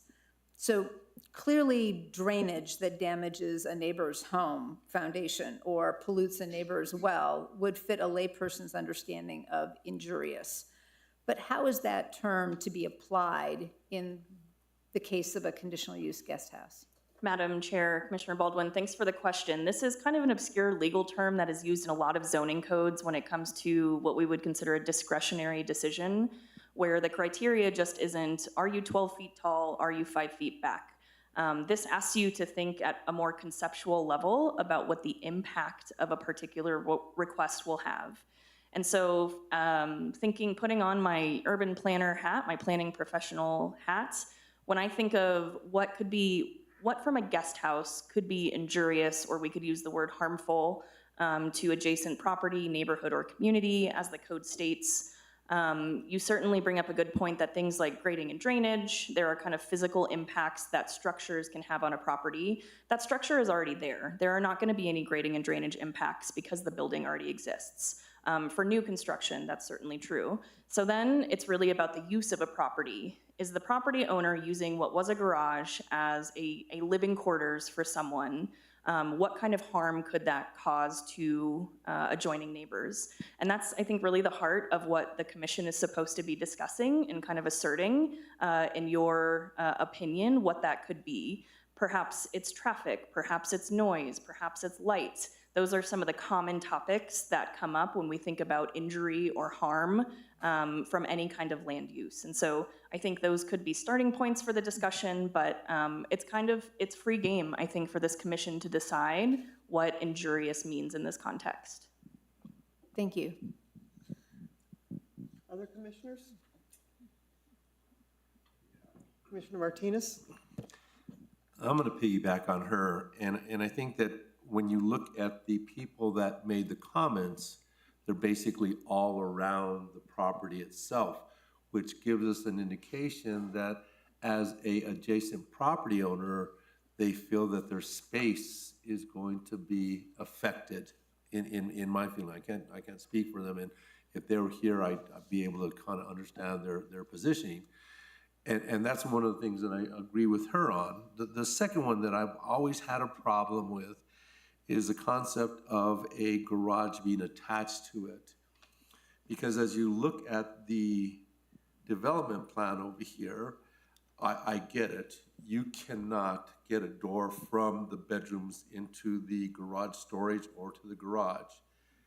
I've seen it over and over and over in my time as a realtor in Santa Fe, that 6 months, 6 years down the road, all of a sudden, it happens. And I get the understanding that code enforcement, et cetera, have that capability. And so that's one of my pet peeves in needing to really get back into the zoning codes, because I think that it's critical to really have a fact that you should not, period, not that you're not going to. And I think that's the point that we're seeing over here. The ability, and I'm just speaking out of term, the ability for it to be transferred into more than the apartment and extended out is very feasible. And that's my only concern, is I've seen it too many times from another aspect of it. And the code was there, and you can't do this, but as time progresses, you get approval, they build on it. Those are my only two concerns, because I do agree that the neighborhood is critical, and that's what we're really going on, that specificness in the code. But me, on the other side of it, my concern is that the ability for a door or walls to go down and extend it out is a concern of mine. Madam Chair, Commissioner Martinez, thank you for that comment. I think this is generally true with any application that comes through the planning department. We assume good faith. And so when someone submits a plan or a commitment to us on how they're going to use a property, until we are given a reason to assume that that is no longer occurring, it's standard practice, I think best practice, to assume that they are going to do what they say.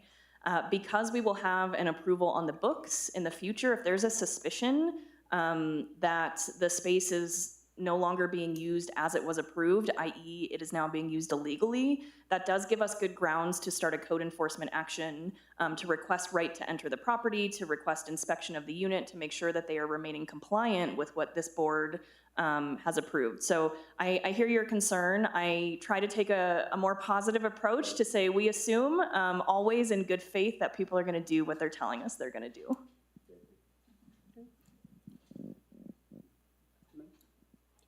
have any questions? Hi. I have great concern with the tiny little dotted 916 square guest house inside of this big, huge garage.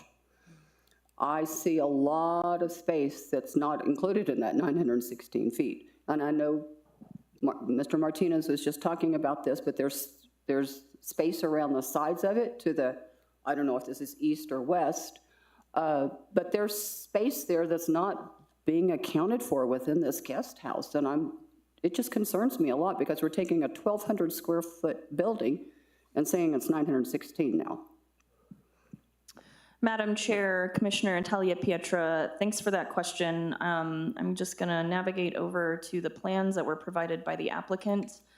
I think the spaces that you are referring to are... I'm on page 25. That's the one I'm looking at. Okay. There's a space notated as garage storage that goes kind of beyond the red dotted line, but does not appear to be a part of the garage itself. When the applicant comes up to speak, I think it would be reasonable to ask them about the intention of that space. And then maybe also kind of around the outside of the dotted red line until you get to the outer wall of the building. That also appears to be space that's unaccounted for.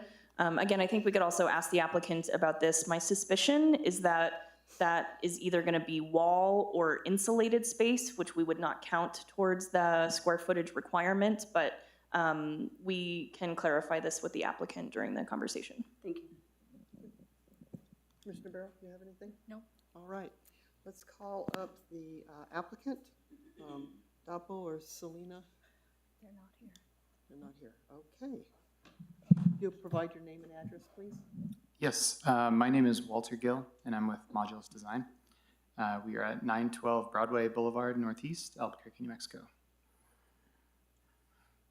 All right, questions? Commissioner Baldwin?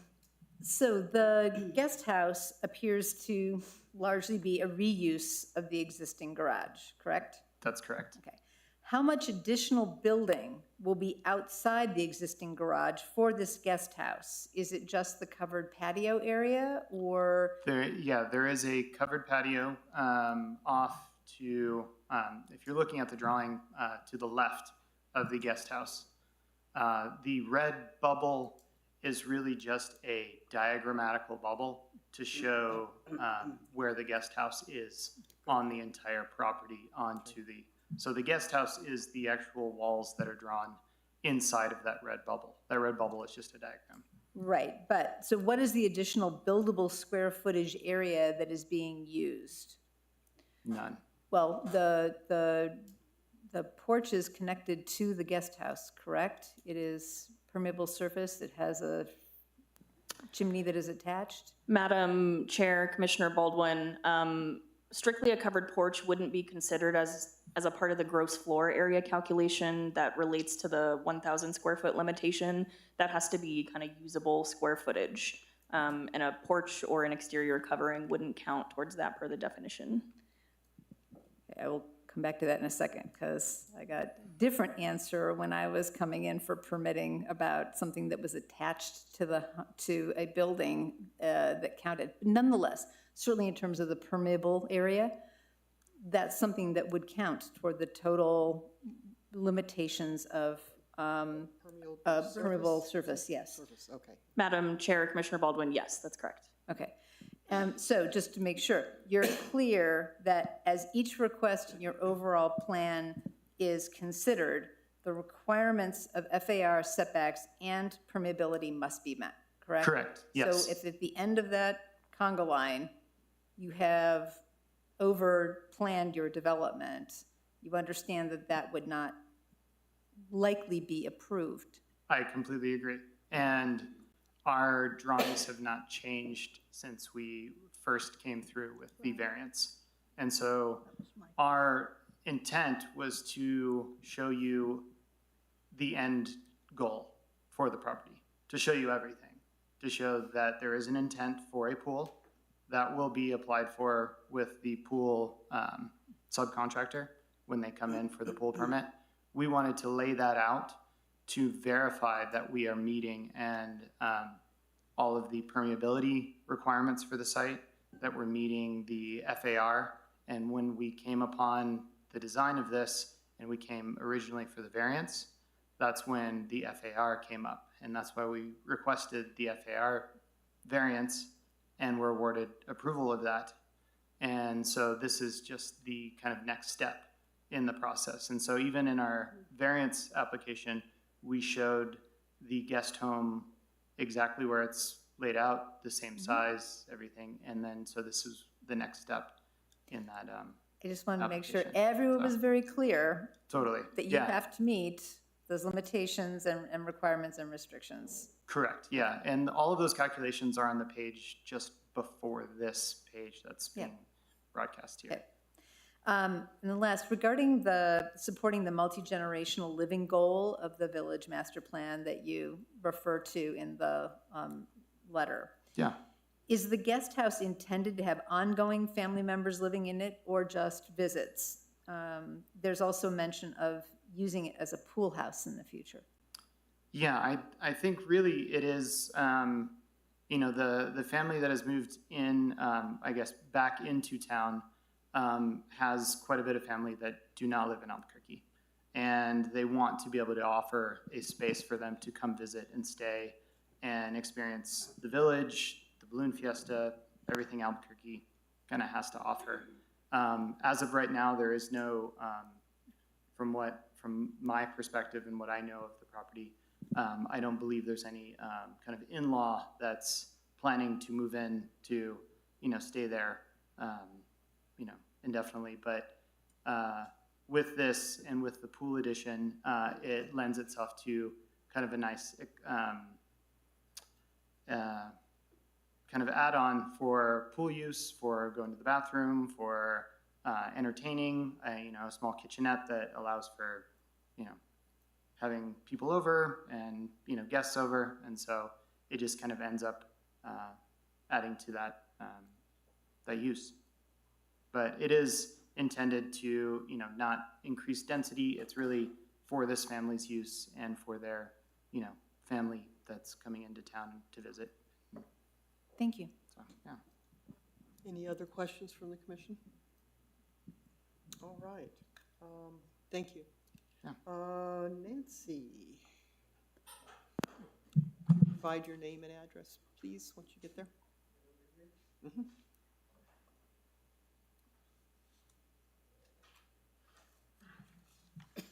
Hi, my name's Nancy McGough Green, and I live at 730 Mullen. And I'm here representing about 5 persons surrounding the house at 720 Mullen Road. And we are in opposition, and we've sent in our opposition letter already to you all. And we object to the fact that it's a conditional use request for a guest house on this property. That's very upsetting to us. It's a fairly large house, very large, and we all have half an acre that we own each. None of us has a guest house, and we all have well over 60% of semi-permeable ground. I think one of the things that's, upsetting is the fact that, we've always been known and wanted to be a rural, somewhat rural agricultural community. And we've had ordinances set up for a very long time, designating A1 and A2 parcels. And on A1, you could have a house originally, and then you needed a larger parcel to have a house and a casita. Now that's in the village planning that we've gone by for a very long time. The problem is that by allowing this, it sets up precedents again for people to keep adding on and adding on and adding on. So if you come to where we live, and we all live kind of off this one driveway, and you can see that there's a lot of rural-looking agricultural areas around it, and then we have this house, and it's very big, as I said. It's very bright at night, and it consumes most of this half acre. Now, I would be very surprised that once you add on, we have the garage there already, and they want to make that into a guest house. And then the garage, they're going to have off of that they want to park their cars, and I'm not sure if that was pointed out that well there. And then there's a tar asphalt driveway. And then there's small areas around between the house and the easement back to our houses. And then a relatively small area in the back. And so putting this house there and then a pool, and I'm not sure a pool is semi-permeable. I doubt that you're going to have 60% of the property in semi-permeable ground. So I think the problem, or what we're feeling, is that we need to be really careful about using conditional uses of property. And this is somewhat extreme for this piece of property.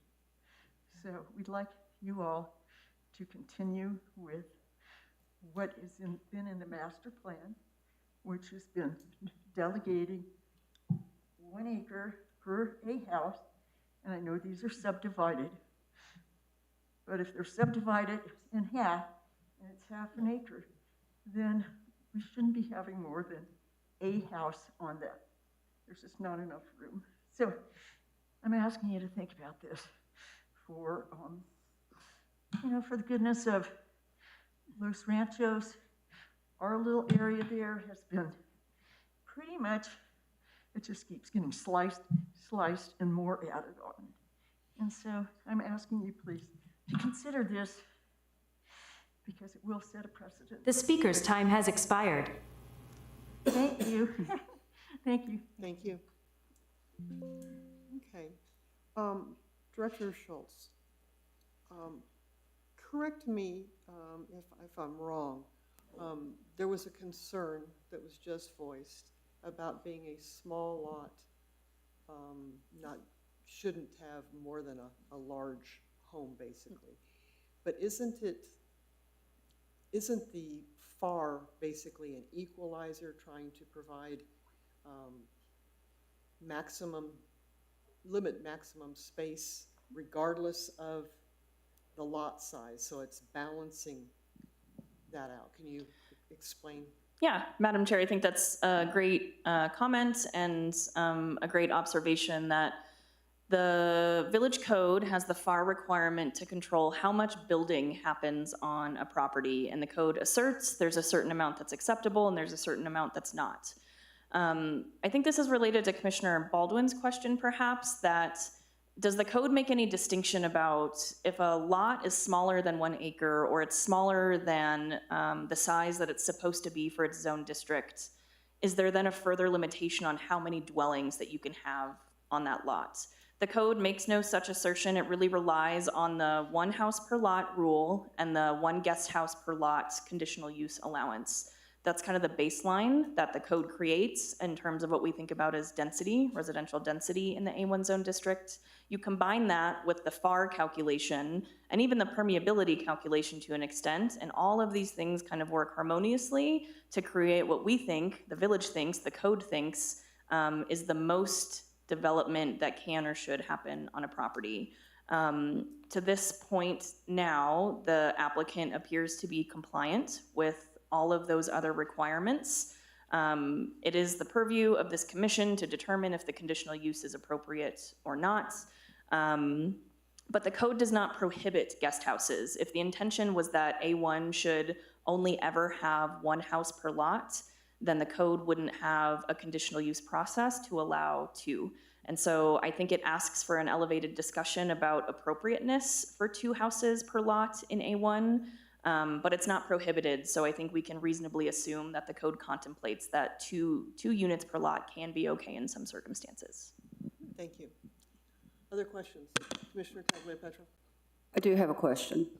Has code enforcement even looked at the permeability on this property? Madam Chair, Commissioner Tagliapietra, thanks for the question. As the iterations of applications have come in, the requirements for FAR, permeability, setbacks have been checked at every stage. And so, yes, my understanding is that those were checked at the application stage. And then I guess I probably was not here when this building was constructed, but the way the process is supposed to work is the planning department is supposed to go out to the site post-construction to make sure that the building was built, the driveways were poured per the application, to make sure that someone didn't kind of pull a fast one and say they were, only covering 30% of the site with concrete and then they covered 60. So yes, those checks and balances do exist within the system. It hasn't been checked recently, though, no, has it? Madam Chair, Commissioner Tagliapietra, not to my knowledge, not I think since I've been in this position. Okay, thank you. Other questions? Mr. Chapel? Madam Chair and Commissioner Tagliapietra, the first application that came in was for a variance, and I think that was before Shanna was here. And there was a long, drawn-out process of trying to show and had them prove that even with that additional few feet they were asking for, it still met the FAR, so that you only covered a certain percentage of your lot, and you did not have impermeable surface over too much of the lot. And so that issue is not dealt with in the conditional use, because in the past process, and it was a several-month process, all those things were checked carefully before it came before the board for the variance. So it has been done in the last 6 months. May I ask a follow-up? So we increased the FAR back 2 months ago, what was it not? We increased the FAR by I think just under 600. 500 and some odd feet. So FAR has been increased on this property. Yes, the variance was granted by about 500 and some feet in terms of the floor area ratio. That did not change the permeability standards. So the FAR is not directly connected to the permeability. So you still take the permeability based on that, and that's not changed, has not changed in the process. Other questions? Okay, hearing none, what is the pleasure of the commission? Oh, certainly, I'm sorry, did I guess you didn't sign up. Oh, Selena Tamori. Oh, sorry. Yes, sorry. Selena Tamori, my address is 720 Mullen Road. I just wanted to thank the commissioners for looking at our application request. And I also wanted to thank Nancy for her questions and concerns. I want to clarify some of the permeability issues. There is a significant amount of asphalt on the property currently. We are going to be redoing all of that, and that's noted on the plans. So I think sometimes some neighbors might think that we're going to be adding to the property, adding non-permeable elements that will affect the permeability ratio, when in fact what we will do is we will make sure that we're always complying and we will remove aspects that need to be removed. I also wanted to ask Commissioner Martinez if he had some questions for me regarding some of his concerns. I know that you have concerns about the garage and having a casita being built inside of an existing space, and I was wondering if there's anything I could answer for you. Absolutely not. Basically, what I do see and have seen in the past is there's such open space that the ability, and let me even take it to another journey, okay? 5 years from now, you sell. Mr. Smith picks it up.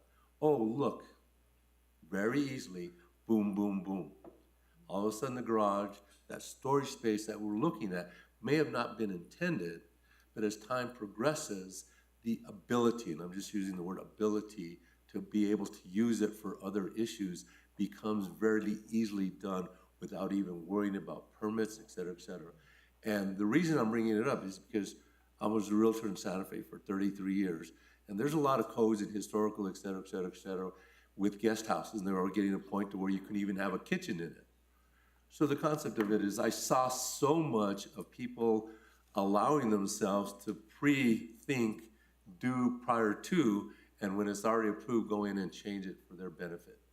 That was my only reason, absolutely nothing to do with this project. It just basically, I saw too much in the past, and even though you may not have an intent, let's say 7 years from now, let's say 15 years from now, it becomes very easy for somebody else that comes in, does not have the respectfulness that you have, to easily do it without even going and worrying about permits, et cetera, et cetera. That was my only concern from my past experience.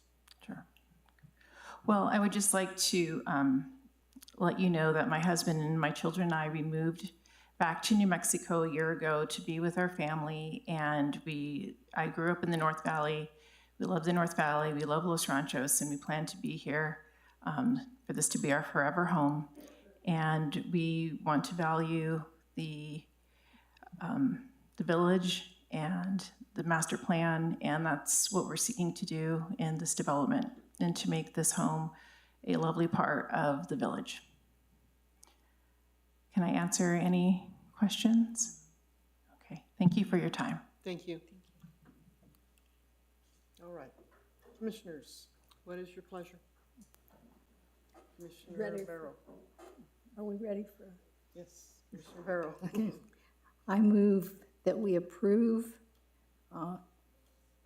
request for conditional use approval to allow for a guest house as outlined in section 9.2.25D and section 9.25.7C5 within the Guadalupe Trail character area at 720 Mullen Road Northwest.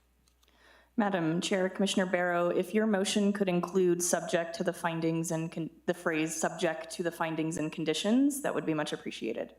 Thank you. Subject to the findings and conditions, which I can't make my thing go to. No, it's not. Madam Chair, I think if you simply refer to the 2 findings and 3 conditions in the staff report, Okay, that would be I couldn't sufficient. make my computer go. Findings, 1, proposed guest house will not contain a garage of its own, but be built within or attached to an existing garage to be used by the main residence. And number 2, the application is consistent with goals of the Village of Los Ranchos 2035 Master Plan. The application complies, and therefore I suggest move approval. I'm just looking at the others. We have 3 conditions with that. The guest house, 1, guest house must not have direct access to the garage, as stated above. 2, the garage is for use by primary residents. And 3, rent shall not be charged for the guest house unless the property owner seeks the necessary approvals pursuant to the zoning code. Sorry, my computer. Is there a second? For the purposes of discussion, I will second. Okay. It's been moved and seconded. We will now have commission discussion. Commissioner Baldwin. So this is both tricky and sort of clear, a little bit as mud. A1 on its face, right? 1 acre, 1 home, the acre is the minimum. And yet, we have a village where the majority of that which is zoned A1 is not 1 acre, is less than 1 acre.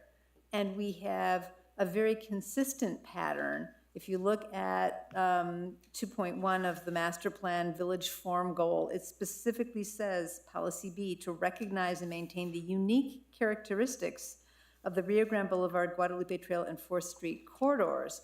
And one of the specific things it calls out for the Guadalupe Trail character is maintain a variety of lot sizes and patterns along Guadalupe Trail. Recognize the historic elements of each character area, such as the historic lot patterns and winding nature of Guadalupe Trail. Now, the Guadalupe Trail area is broader than just the homes adjacent to Guadalupe Trail. But as I said earlier, it's also El Caballero and El Caballero Norte, which have, again, if you look at the map, have many of, more so on, I think, the El Caballero compared to Norte, but the vast majority of those homes are smaller than 1 acre. And yet, they do have casitas. That is a pattern in practice. At the same time, it is notable that all the neighbors surrounding this property, who are also on under 1 acre lots, object to this. As a commissioner, it pains me to see this degree of neighbor conflict for neighbors that are going to be neighbors for a long time. And while it's not required, I would seriously urge more dialogue and conversation about how to assuage some concerns around the standards, the permeability, and just, living proximate to each other going forward. At the same time, the question raised about whether this would create a precedence, I think the precedence in the Guadalupe Trail area by the maps, by the master plan, by looking at what is on paper and on the ground, indicates that many of the A1 homes under 1 acre already have casitas and guest houses. So it's not creating a new exception or a new pattern in the village. I do think, though, that there are some deeply held views about what should or shouldn't be associated with A1. And since it is the #1 zone in the village, I do think that the Board of Trustees should consider if there are changes to the conditional use process and other zoning ordinances to clarify how the intent of the master plan in the Guadalupe Trail character area is best achieved. But the current code does support casitas and guest houses on smaller lots, especially those that were annexed into the village that way. So I know we've said this before in many ways, that part of what we end up doing here is identifying places where additional review or additional conversation, not at our level, but at the Board of Trustees level, are warranted. And this may be one that deserves a conversation. But what's before us today is a conditional use that I cannot find something that would rise to the level of injurious, and there is a pattern of this type of casita and 1 home on a smaller lot in this character area. I do have a statement back to Ms. Baldwin, please. This house is huge. I mean, this house is what, 5,000 plus feet? I mean, that's a large house on a 0.47 of an acre property where they're also wanting to put a guest house. How many houses along Guadalupe in this Guadalupe Trail area are that size for a 0.7 acre lot? That would be my question, because this is so huge. I mean, this is a massive house as it is. And I think that is a fair point, that we are supposed to look both at the entirety of the area and the specific conditions on the ground in this area. And I think it is clear in the entirety of the area that big homes, I mean, again, you go into El Caballero, there are some big homes there. It is not unusual that there are casitas or guest houses associated with that. The FAR regulates how big the house can be, right? It sizes and appropriates. The variance that was made in August added square footage. I wouldn't say certainly is significant a square footage as this body has approved in variances in the past. It's a fairly modest one. That said, I think there is great clarity that they're going to have to keep to that FAR, to the permeability standards, to the setback standards, or their other phases will not be approved. And so I think that is the challenge. I do not take it lightly at all that the surrounding properties, out of 28 that were noticed, are the ones that are objecting. And again, you know, reassurances or statements or agreements in terms of lights and lighting and how that, you know, is done to reflect the dark skies. You know, anything that can help improve this, because somebody is going to be disappointed and frustrated by the outcome of this. All right, any other comments, discussion? Okay, we will call for the vote. It's been moved by Commissioner Barrow, seconded by Commissioner Baldwin. The motion does include the staff findings and conditions seen in our packet. And with that, I would ask Commissioner Tagliapietra to please start us off. No. Commissioner Baldwin, I'm sorry. Barrow, Commissioner Barrow. Yes. Commissioner Baldwin.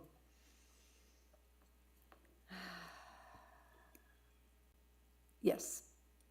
Commissioner Martinez. No. Commissioner Homan, yes. So that's 3-2. The motion does pass. Recognizing to continue with the full plan, we will see you again. And with that, let the record show that CU 2503. Where's back to the description? Sorry, folks. 2503, Dapo and Selena Tamori request conditional use approval to allow a guest house for the property located at 7220 Mullen Road Northwest. That hearing has concluded. Now we'll go on to our final hearing tonight.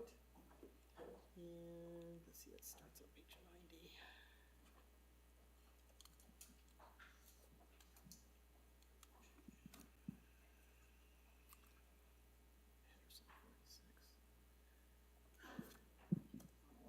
Henderson 46 is where the header is, but the actual stuff starts on 90. It's part of the whole packet mix-up. So SDP 25-03, SDP 25, repeats itself. A request by, however you say that, please. Nijmegen. Nijmegen, okay, Whoa. Nijmegen Plaza LLC for sketch plan review for a site development plan for the property located at 6502 4th Street Northwest. Okay, before we start with the director's report, let the record show that Commissioner Edward has rejoined us. And now, Director Schultz. Thank you, Madam Chair. This is a request at 6502 4th Street for a sketch plan. The first thing that I'd like to note is both the code and portions of my report use the phrase sketch plat and sketch plan.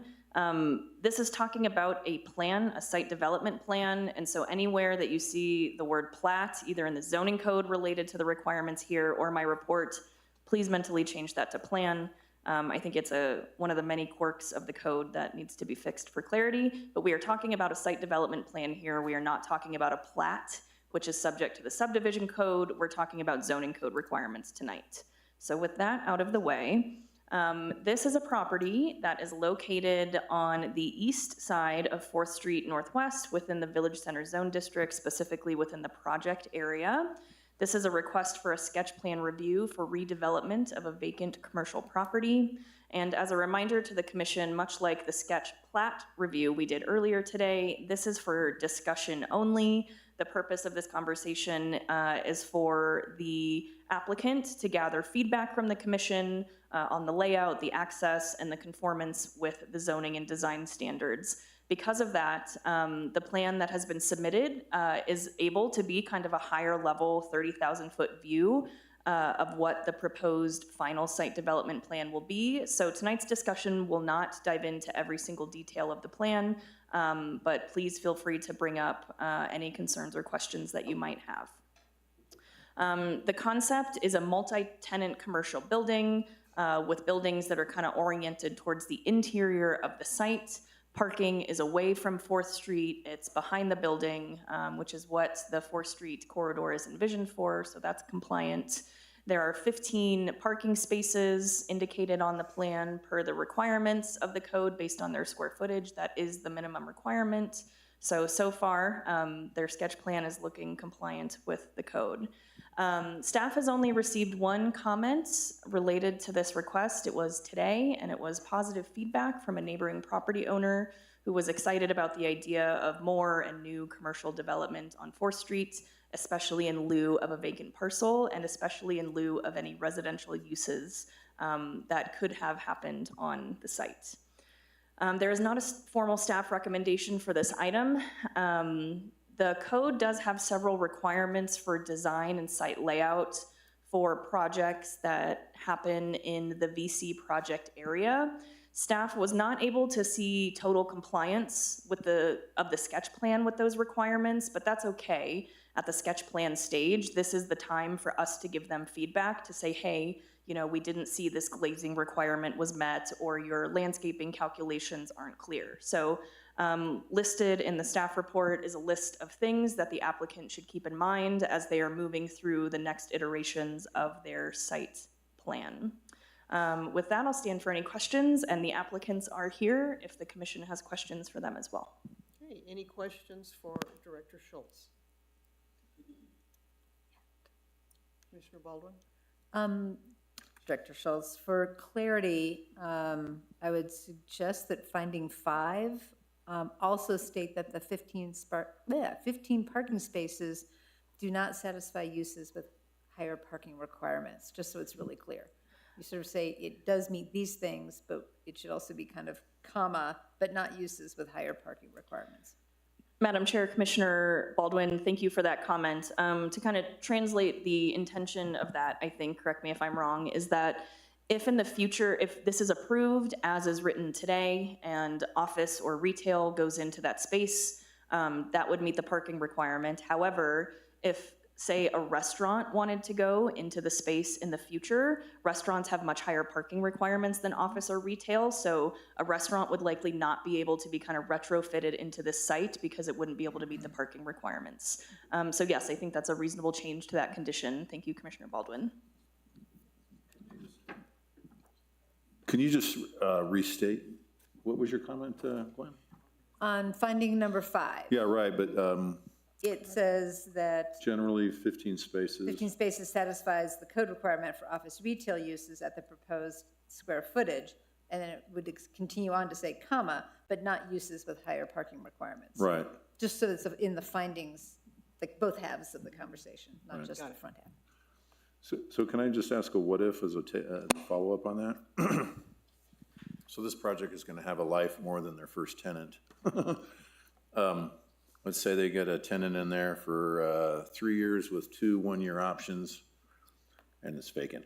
And then they do get a restaurant. What would be the process by which they would have to go through to be able to get that approved? Would they have to? Can you chat about that a little bit? Madam Chair, Commissioner Edward, yeah, thanks for the question. This is kind of fact-checked during the business licensing process. When a new business comes into the village, the village looks to see how the property was being used previously versus how it's proposed to be used. And if there's a change of use, that triggers a bunch of new requirements for compliance. And so if it's approved for parking requirements that satisfy retail conditions, but a restaurant wanted to come in, that restaurant business would have to figure out how to meet the minimum parking requirements, and there's a couple ways they could do that. One, the code allows for shared parking agreements, so if there's a neighboring property owner that has excess parking or parking to share, they could produce a shared parking agreement to meet that.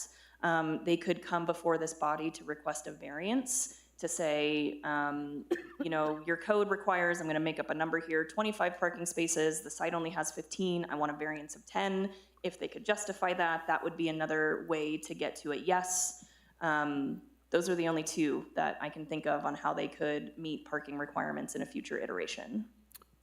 So in the small towns and in villages, sometimes you don't get a true standalone restaurant. It's kind of like it might be a mixed use type of a facility. How do you rectify that?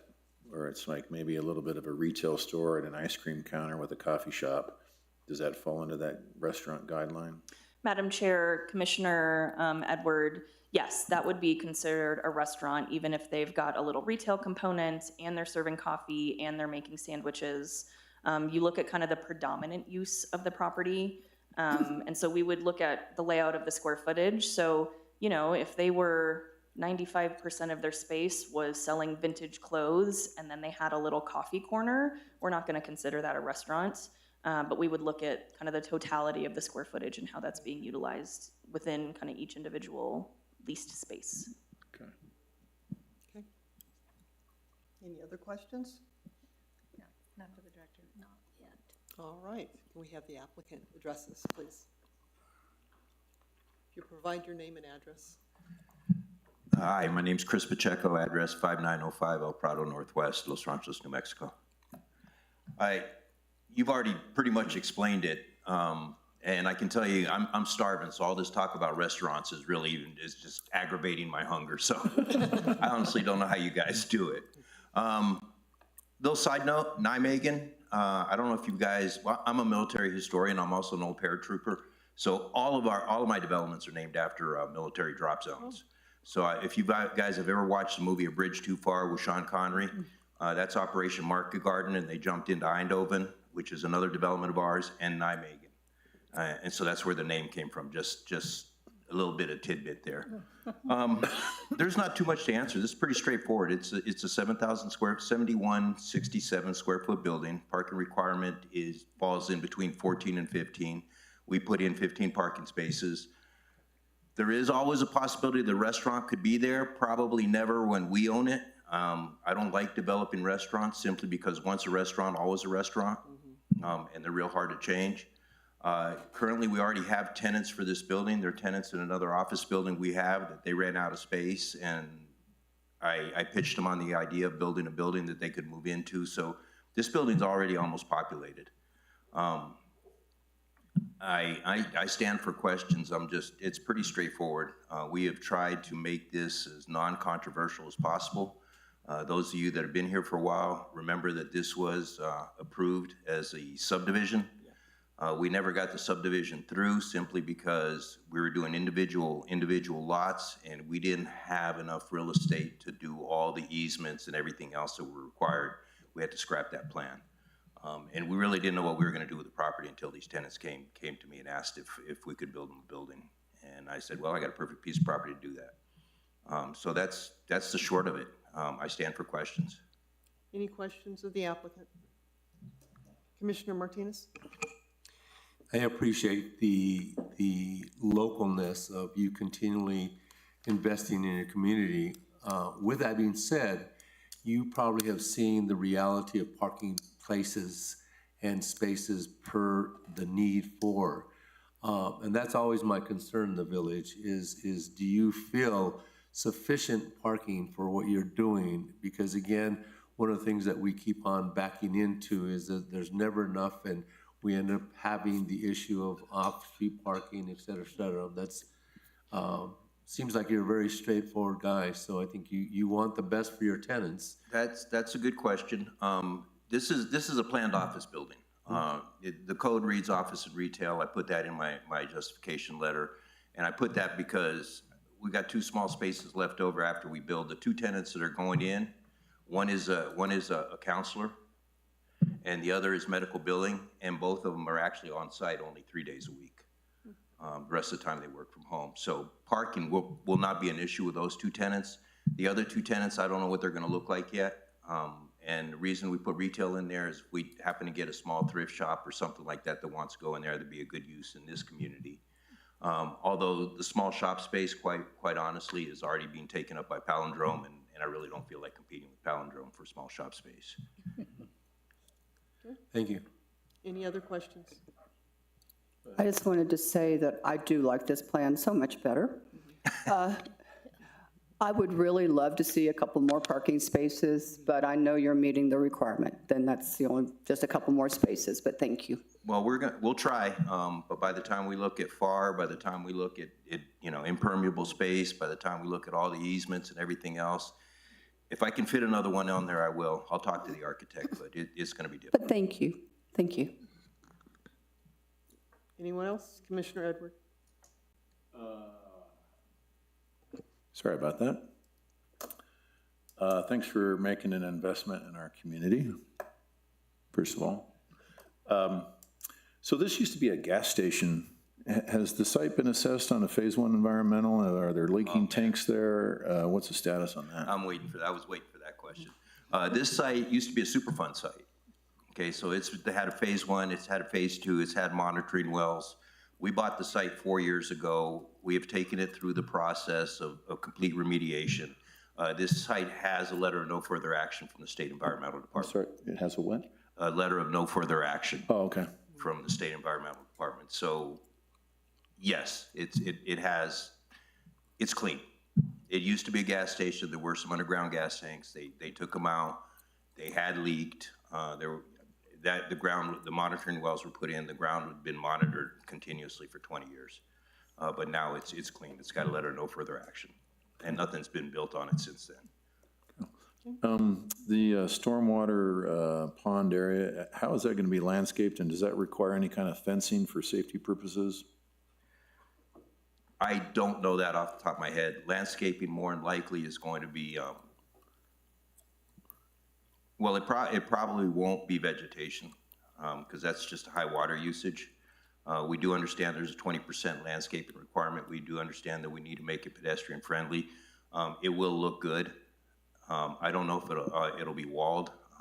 And I think that's something we could talk about in future meetings, because, we're interested in having a nice looking development, and have a big ponding area with a wall around it. To me, is just not that nice looking. So I drive a truck, and I find it frustrating sometimes to go into a development, and they got parking spaces, and I can't put my truck in any one of them. Have any commentary about that, either? No, I'm laughing at that statement, because we have a house up in Abiquiu, and they had their studio tour this weekend, and my wife and I were up there with our truck, and everywhere we went, I was game planning when we went in, how I'm gonna park the truck, how I'm gonna get out, so I understand the problem. I'm not too sure how we would address it here, because I definitely do understand that problem.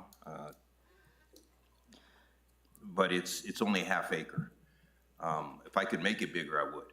I understand. Can I ask a question real fast? I mean, you could do a 9.5-foot space, which helps with, 9 to 9.5 foot. How wide are these spaces? And I don't know, but that does help. But that does help. Okay, and I think they're, well, I don't know. It's got the dimension on there. Does anybody have eyes good enough to read that? See if we can, what page is It's, it? yeah, is that the one you're looking for? Right here. Oh, I can't read it. We all suffer from the same problem. 8 by 18? 18. 8 by 18? 8 by 18. Okay, so we'll look at increasing the width of the parking spaces. Madam Chair, I'll note that some of the spaces are 20 by 9, some of them are 18 by 8. The zoning code does have a requirement related to this. The minimum is 9 by 20, so those 18 by 8 spaces will need to be increased to at least 9 by 20 to meet code compliance, but applicant is welcome to go larger if they can fit it on the site. So one of the things I'm curious about, this idea of a, kind of this walkable, we're a village sort of a thing. To what degree is the front-facing elements of the architecture or design elements supposed to be kind of inviting and interplay between the landscape, the sidewalk, and the street? Is that a question for me or the I planning director? I frame it to both of you guys. I don't know if this elevation that I'm looking at here is the back elevation or the front elevation. That's going to be the front. One of the things that I did overlook that was in the notes is the requirement for 30% fenestration. So there's going to be more windows there on the front. If you do look at it though, this does face 4th Street. Those will be the primary entrances to those 3 suites. I can't make it a primary entrance to the suite in the back. But those will be the primary entrance to those 3 suites. We do have to make it pedestrian friendly, and actually my wife and I were talking about that today, whether we want to do benches, whether we want to do shade areas, or how we want to do it. I have another building right up the street, I mean, literally less than a block away from that, All American Plaza across from Dion's, and we put in a bench, and what that bench has served to do is become a magnet for homeless people. Yes, I know. This is a little bit farther north. Maybe that problem won't happen again, but that's what that bench did. Commissioner Baldwin, oh, are you through? I'm sorry. Sorry if I jumped the gun. So, what is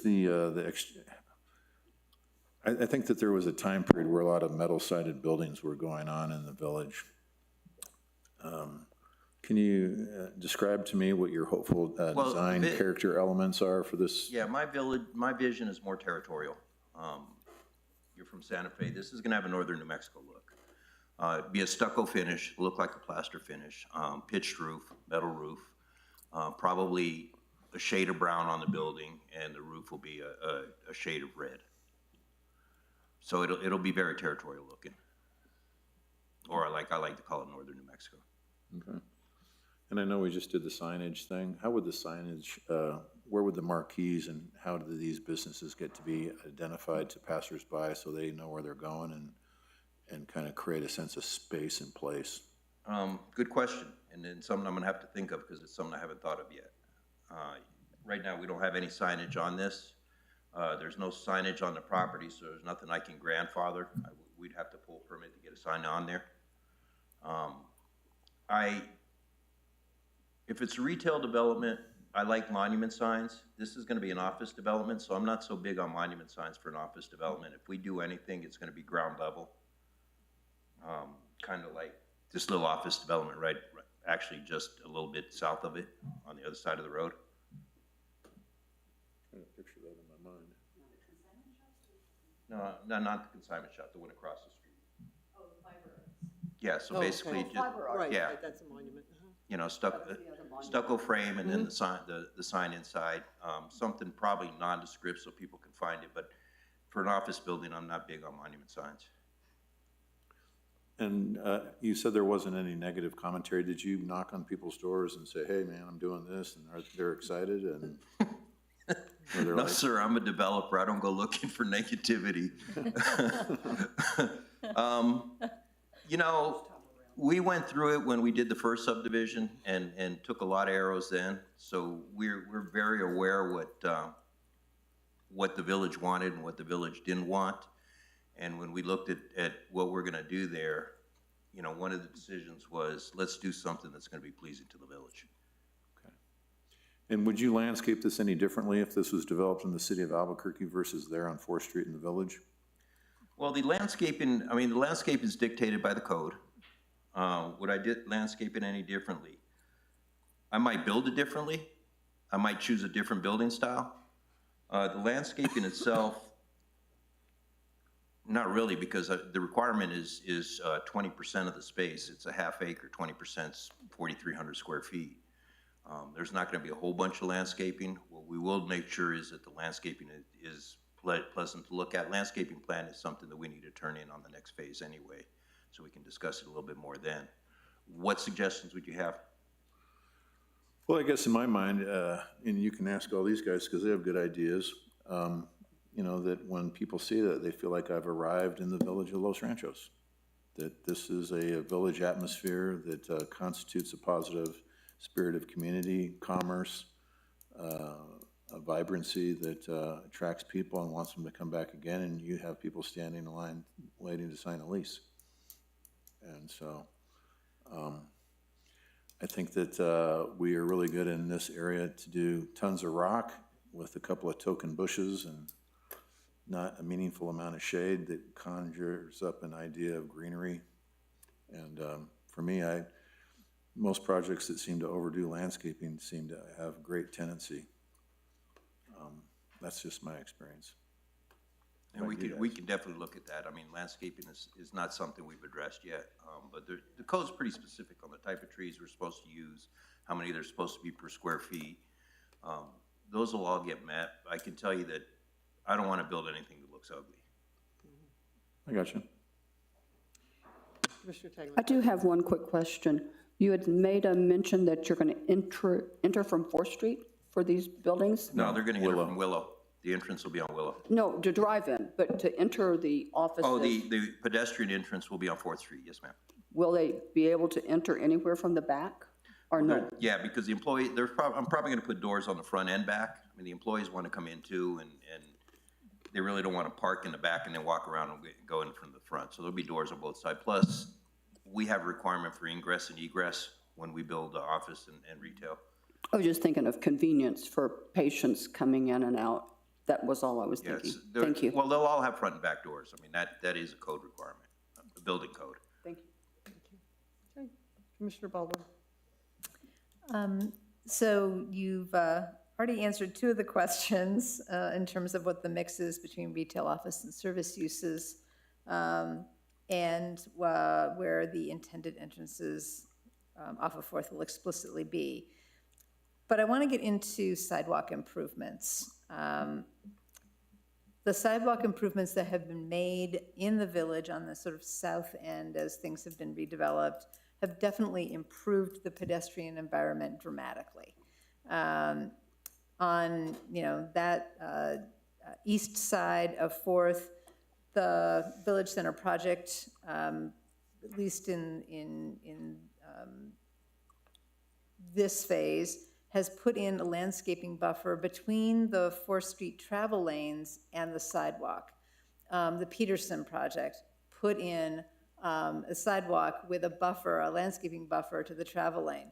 4th, at that point, has expanded out to 4 lanes. And whether we have the 25-mile-an-hour signs posted or not, people pick up the pace once they leave the 1 lane each direction with a middle turn.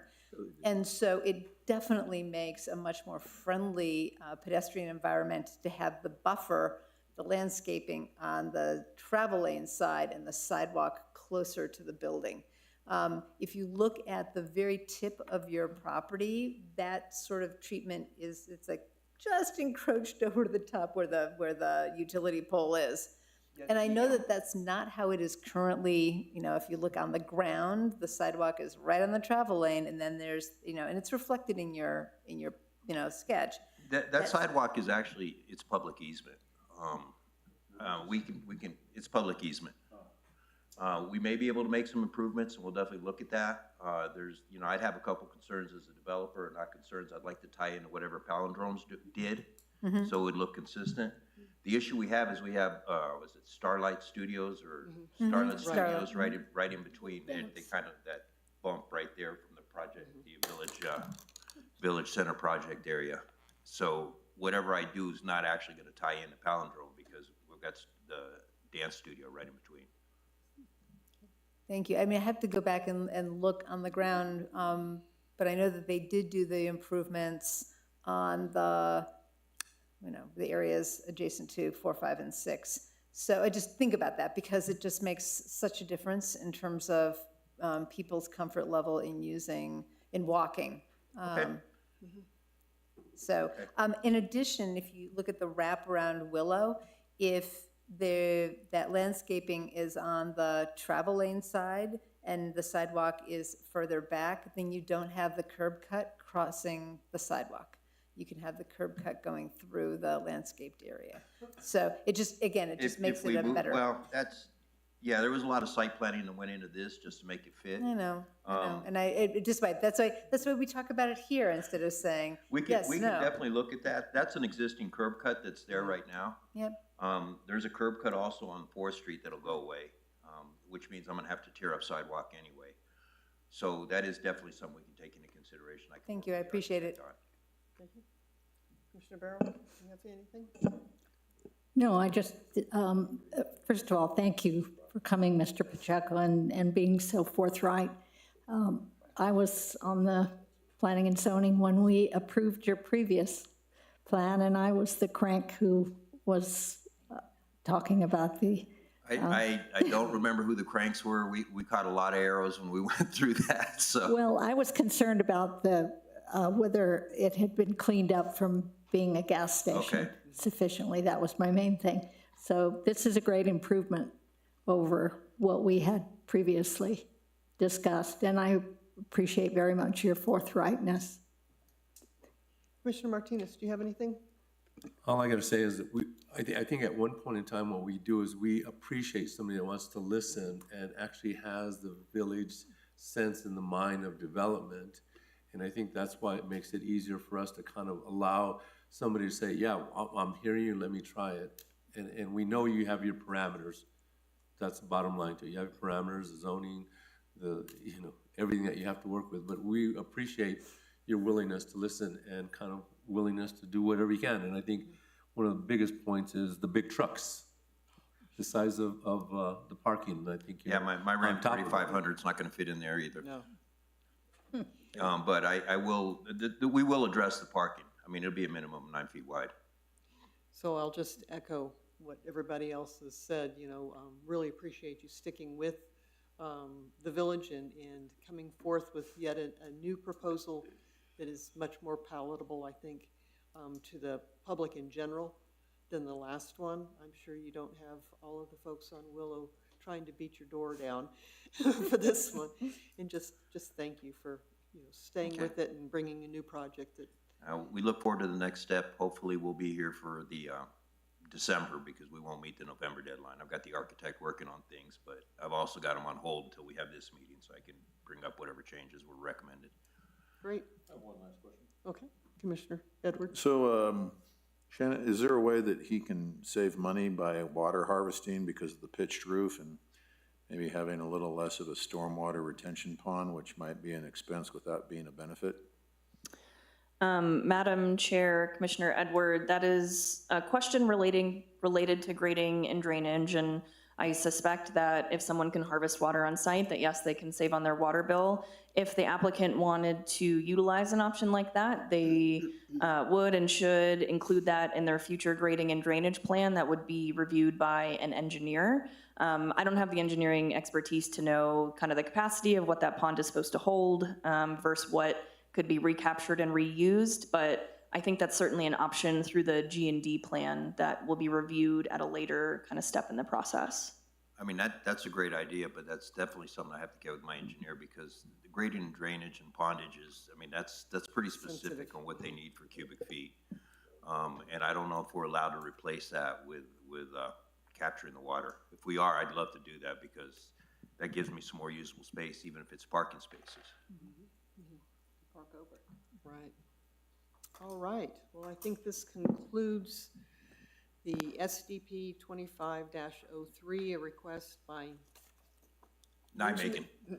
What is it again? Nijmegen. Nijmegen Plaza LLC for sketch plan review for a site development plan for the property located at 6502 4th Street Northwest. Let the record show that this has concluded the sketch plan review. Thank you. Commissioners, thank you. Thank you, planner. We really appreciate your time this evening. All right. So there is no new business. There is no old business. But before we conclude, I just want to remind everybody that we have village elections on Tuesday, November 4th, and two of our fellow commissioners, both Commissioner Baldwin and Commissioner Edwards, are running for trustee, and we wish them both the utmost success. Yes. Thank you very much. Thank you. Is there a motion to adjourn? So moved. All right. Second. Second. Let the record show that we have concluded our meeting today at 8:45. Thank you, everybody.